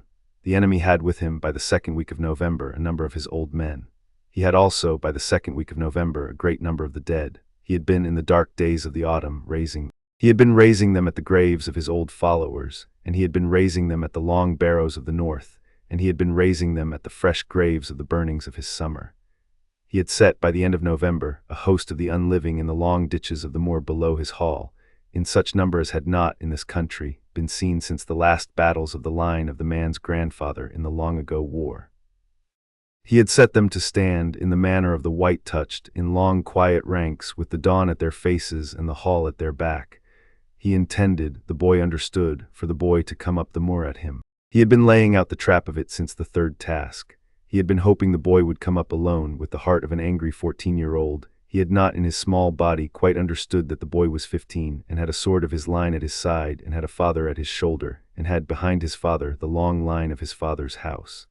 The line of the house came down to the moor in the dawn of the 2nd of December. They came down out of the high country in the long dawn light, in the green-gray cloaks of their kind, in long even strides, in the long quiet manner the men of their house had walked since their fathers' fathers had walked the high country of the south of a country across the sea.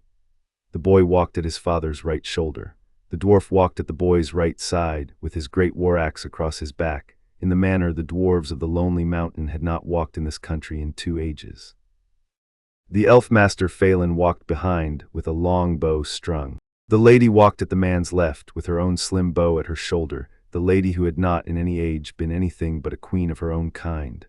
Merwin walked behind the lady, with her hand on the haft of a long spear the elf-smith of the upper terrace had given her, with the elf-smith himself at her shoulder. Behind them came the long line of the order of the house.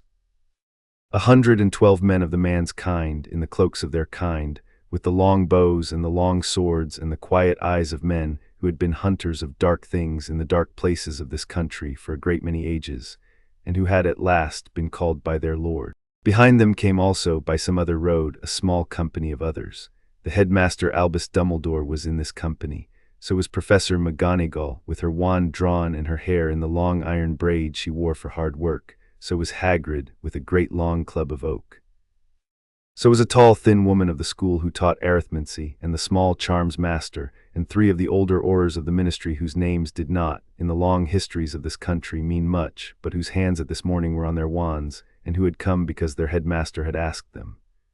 Gandalf walked at the headmaster's elbow in his cloak, with his hat off and his great white head bare. There was also at the back of the headmaster's small company, Ron Weasley and Hermione Granger. They had in the autumn written to him. He had in the autumn written back. He had told them not to come. They had come. The man had, at the meeting in the lodging on the edge of the school in the late November dusk, looked at the 2 of them a long moment, and had looked at the boy, and had inclined his head once gravely. "They are your hand at the school, Harry," the man had said. "It is your call to make whether they are your hand also on the moor. Choose." The boy had looked at his 2 friends. He had looked at Hermione in her clean coat, in the small, precise braid she had braided her own hair into for the occasion. He had looked at Ron in his second-hand cloak, with his wand at his side, and his face the long, even face of a young man who had been the boy's friend for 5 years and was not now in his own thinking in any other place. "They are my hand," the boy had said. That had been that. Now they came down out of the high country in the dawn of the 2nd of December, and the hall of the enemy lay below them on the moor, in the long flat valley, and the ranks of his dead in the ditches below it, in the count of some thousands, and the small body of the enemy himself on the steps of the hall, in a black robe that did not fit it, and his old men behind him. The boy drew the sword. He drew it at his father's nod, in the small even way Strider had taught him to draw it. The blade came out of the leather of the wine-colored sheath. The blade came out into the dawn light. The blade caught the first sun of the morning along its edge. The host of the unliving in the ditches below the hall lifted their heads, all together, in the long, slow turning of a thing of the unliving that has been touched at the edge of itself by a thing of light, The enemy on the steps lifted his head also. Estel, said the man beside him, low and even in the manner of a man giving a name for the last time. Estel I have been, and Estel I am to my own. But to you on this moor in this hour I am the king. He drew his own sword. His own sword was the working sword. He had carried it all the boy's life. He had laid it across his knees in many rooms by many fires for many nights of the boy's life. He had drawn it now in a long even arc, and the working sword was the working sword still, but it was in his hand on this moor also a thing of the long ages, and the dawn caught along its edge in a manner the dawn did not catch on the swords of ordinary men.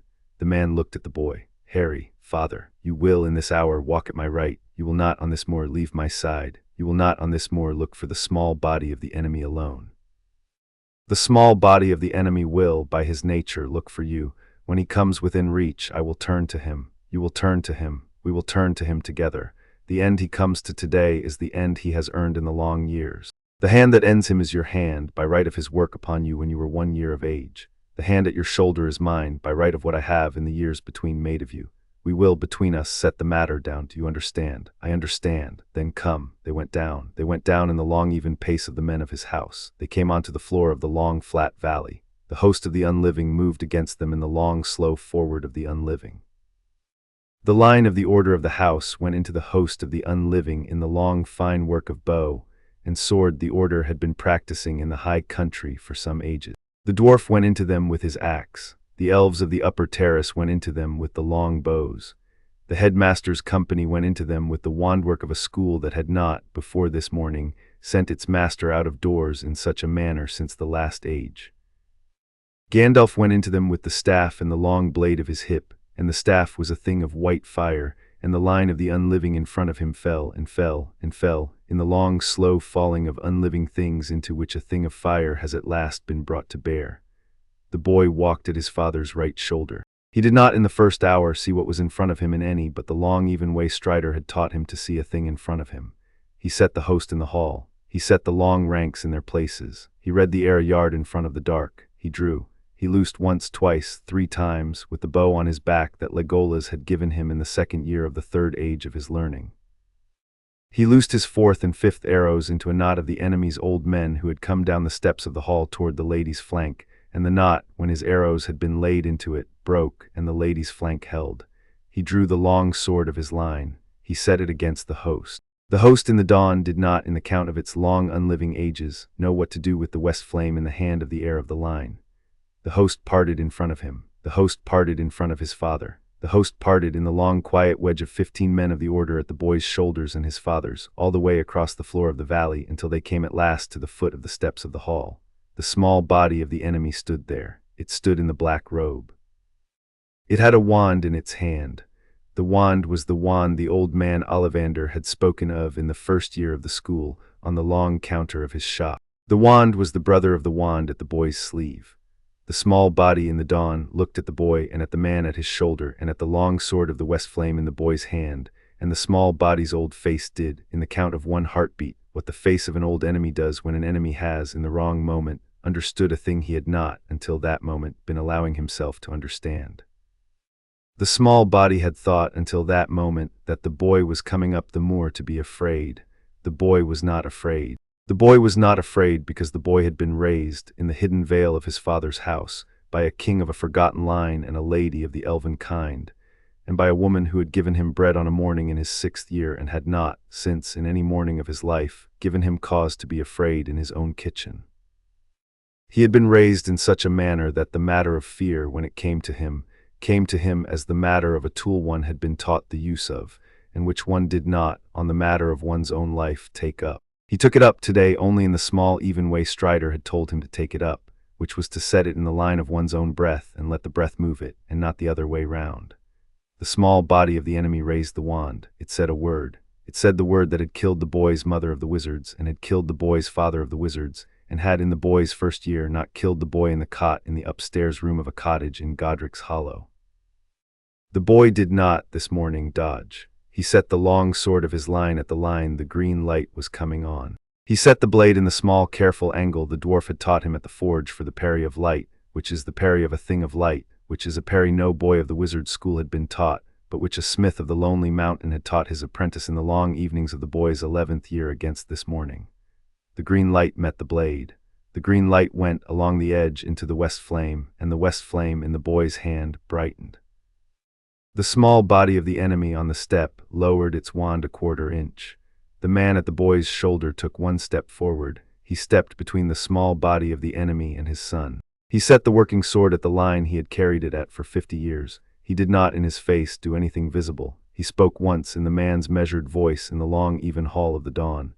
You have come into this country in a small body. In a year my son was raised in my house. You set a trap for him in the contest of his 14th year. You did not by that trap take him. You have come up to a hall on a moor with a host of the dead behind you. In the year my son is 15, and you have set the trap a second time. You have not by that trap taken him either. The man took another step. You take in this country no more children. The matter ends on this moor in this hour by my son's hand at my shoulder. The small body on the step opened its mouth to speak. The boy was there. He had moved at his father's second step. In the long even arc the dwarf had taught him at the forge, and the long sword of his line went up at the line the dwarf had set for him, and came down again at the line the dwarf had set for him, and the line came down across the small body of the enemy at the angle. A smith of the mountain teaches his apprentice for the laying of a thing that has not, in its time on this earth, in any of its bodies, behaved as a thing of this earth should behave. And the line went through the body, in the way the line of the west flame goes through a white-touched thing it has met in the dawn. The body on the step parted into its two pieces, in the long slow way of a thing of the old kind, whose body had not, in any case, been holding it together in the way of an ordinary body, and a great dark thing came up out of the two pieces in the manner of a smoke that has been held in a vessel, and is, in the breaking of the vessel, let go. The smoke went up over the steps. The smoke went up into the dawn. The smoke spread along the dawn in a long thin line, and tried to take a shape and could not, for the dawn was the dawn, and the moor was a moor of the long ago kind. And there was a king of the line of the west with his sword in his hand on the floor of the valley, and there was a wizard of the white fire at the king's company, and there was a queen of the elven kind in the man's flank, and there was a king's heir on the step with the west flame in his hand, and the long warm pulse on the line of his forehead that had been. The lady had told him in his 11th year, a piece of the smoke set there in his cot at Godric's Hollow. The piece on the boy's forehead in the dawn called to the smoke in the air.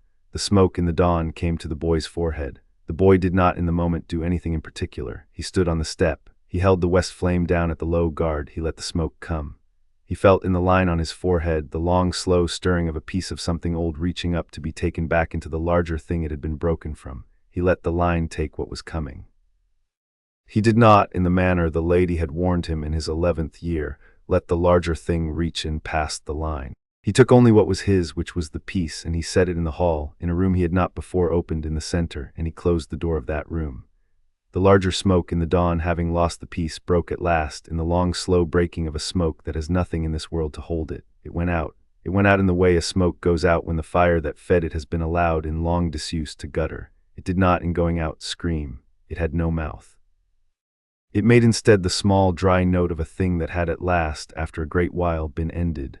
The boy lowered the sword. He looked at his father. The man looked at the place on the step where the small body lay in its two pieces. "It is done, Harry," he said, in the long even voice. "It is done," the boy agreed. The host of the unliving in the long ditches of the moor, who had been moving in the long slow forward of the touched, in the next count of breath set down their stopped feet in the dawn, and the long ditches were, in another minute, only ditches, and the order of the man's house in the floor of the valley lowered their bows, and the dwarf wiped his axe on the grass, and the lady drew the long arrow back into her quiver. And the headmaster of Hogwarts stood with his hand on Gandalf's elbow and said nothing for a long moment, because there was nothing in that moment that needed saying. Hermione Granger walked across the floor of the valley to the foot of the steps and stopped, and looked up at the boy on the step with the west flame in his hand and his father at his shoulder, in the long careful way she had looked at him on the train and in the corridor in the green torchlight and at the lake on a Sunday in October. She inclined her head a quarter, in the way Phelan had taught the boy to incline his head at the gate. "Harry," she said in her small, precise voice. The boy considered her. He moved the corner of his mouth in the small response he had been keeping in the small, careful inner hall since Merwin had laid the bread on the plate in front of him on a morning in his 6th year. "Hermione," he said. Ron came up behind her. He did not at first speak. He looked at the boy with the sword. He looked at the man with the sword. He looked at the dwarf with the axe. "Blimey, just Harry," said Ron Weasley at last, in a voice that was now the long, even voice of a young man of 15, and not the chocolate frog voice of an 11-year-old in a carriage. The boy considered him. He moved the corner of his mouth again. He moved it this time into the shape that in his 16th year would become, he did not yet know in so many words, a smile. "Ron," he said mildly. The dawn came up the rest of the way over the moor. The long-bearded headmaster of Hogwarts walked slowly up the steps. He stopped at the boy. He looked briefly at the two pieces on the step. He laid his hand once on the boy's shoulder. He did not at this hour say anything that needed saying. He turned. He looked out over the moor. The order of the house was beginning the long, quiet work of laying out the dead of both kinds in the long lines. The men of the order had been taught to lay them in. The oars had begun at the headmaster's small gesture, the work of writing down the names of the enemy's old men and the count of those who had not in the morning come away and of those who in the morning had. Hagrid was at the edge of a long ditch with a small spade and the air of a man who, in any morning of any war, will be of use somewhere. Gandalf came up the steps last. He stopped at the boy. "Estel's boy," he said, in the long, warm voice that had made the candles of the entrance hall line at his coming 2 years ago. "It is done in this country, in this age. By your hand and by the hand of your father and by the hand of those of your house and of those of your mother's school. I have seen in the long ages of this earth many such mornings. This morning, I will tell you, is among the better. I will in time write of it in a book in a library you have not yet been to. You will in time read of it. Until then, eat your breakfast, Estel's boy. You have come a long way." The boy looked at Gandalf. He moved the corner of his mouth. "Yes, sir," he said. They walked in the long, even pace back across the floor of the valley toward the dawn. The boy walked at his father's right shoulder. The lady walked at the man's left. The dwarf walked behind the lady. Merwin walked at his side, with her spear at her shoulder and a long smear of soot on her cheek where some piece of an enemy's hex had glanced and gone. Phelan walked behind Merwin with his long bow on his shoulder. The order of the man's house walked behind. Hermione walked at the boy's side. Ron walked at her side. Hagrid and the Aurors and Professor McGonagall walked, in their fashion, in the long sunlit company behind. Gandalf walked at the headmaster's shoulder with the great staff lowered to the long walking grip, and the headmaster did not in any sense walk like an old man this morning, though in the count of his years he was older than he had ever in the previous mornings of his long life been. They came at last to the edge of the moor, where the sun came up at last over the long line of the dawn, and the dawn fell long across the high grasses, and they stopped, all of them, on the edge of the moor for a moment. The boy looked at the dawn. The man looked at the dawn at his right. The dawn caught the two of them along the edges of their swords, the west flame of the line of the kings of the west, and the working sword of the man who had carried it a long while in the keeping of his line, and the two edges of the two swords caught the dawn in the same color. The color was the color of fire on a hearth that had been kept burning in a house in a hidden valley for a long winter, and that had not, in the morning of a winter 10 years ago, gone out, and that had not, in any morning since, gone out either. The man set his hand on the boy's shoulder. "My Harry," he said, "Father, it is done. We will go home." Yes, they went home. They went home up the long road from the moor, in the slow, grave company of those who had come down with them in the dawn and were going up with them in the morning. And the long road took them, by such roads as the men of the man's line had walked in this country in many ages, back at last to the high country of the north, and the white tree above the river of the hidden vale in the long winter sun of the early afternoon bore on its bare upper branches the small white flame of a flower the like of which had not, in the long quiet years of the boy's growing up, ever come upon its bark. And the boy, walking up the path of pale stone with his father at his right and his mother at his left and the west flame at his side, lifted his head and saw it. He did not at the seeing speak. He looked at his father. His father looked at the tree. His father's eye in the long winter sun was very tired and very kind and very glad in the small grave way the man's eye was glad of a long road's coming at last to its end. "The flower of our line," said the man mildly. "It has not in this age blossomed. It has chosen in this age to blossom on the day the air has carried the west flame up the path home." The boy considered. He set the flower in the hall, in the highest room, in the center, in the place that had been kept open in the hall since the day the lady had laid her finger on the line on his forehead in the spring of his 11th year. The flower fit. The hall was in that moment, in every room of it, full of light, in the small grave way an old hall built over many years is full of light when the long delayed lamp of the highest room is, at last, set in its bracket and lit. The boy walked up the path of pale stone with his hand at his sword at his left and his father's hand on his right shoulder and his mother's hand on the small of his back, in the manner a son walks who has come back from a road, and at the door of the low stone house Merwin waited with the bread and the cup and the broth and the long warm look of a woman who had in 10 years watched a small frightened child grow into the king's heir at her own table. The boy stopped at the door. He looked at Merwin. He moved the corner of his mouth, and then because of the day and of the hall full of light and of his father at his shoulder and his mother at his back, and of his friends a step behind and of the dwarf on the path with his axe shouldered and a small fierce smile in his beard, the corner of his mouth went on moving in the slow small way of a thing of warmth that had been kept long in a small careful room, and was at last, in the safety of its own house, allowed to come out into the open. He smiled. It was a small smile. It was not, in the manner of smiles, a great one. It was the smile of a young man of 15 who had, on a moor in a dawn, set down a long shadow of his own line at last, and it was the first such smile of his life. Merwin at the door took one breath. She did not say anything in the matter of the smile. She set the bread in his hand, she set the cup at his lips, she let him in. In the kitchen the fire was high, the table was set, the chairs were drawn, the bread was hot, the boy sat in his place, the man sat at the head, the lady sat at the foot. Merwin sat at the boy's right, the dwarf sat at his left. The headmaster Albus Dumbledore, who had come up the road with them at his own request and his old friend's grave invitation, sat opposite the dwarf. Gandalf sat at the headmaster's right, in a chair Merwin had drawn up for him, with his great staff laid along the floor beside him, and his beard down his chest, and his eye on the boy, in the long warm way of a long-lived thing well pleased with the doings of a short-lived thing it had hoped well of. Hermione and Ron sat across the table from the boy. The boy looked along the table. He set them all in the hall, in the center, in the long high room with the lamp now lit. He picked up his bread. "Well, Harry," said the man mildly at the head. "Well," said the boy. He ate his bread.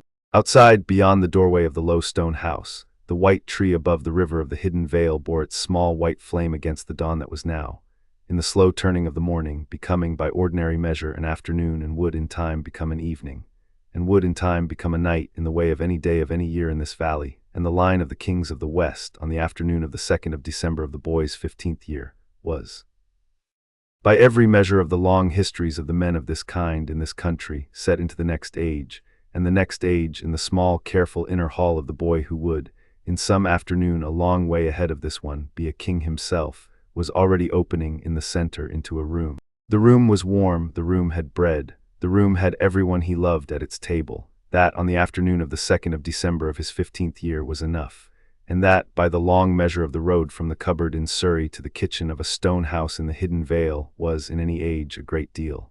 The end.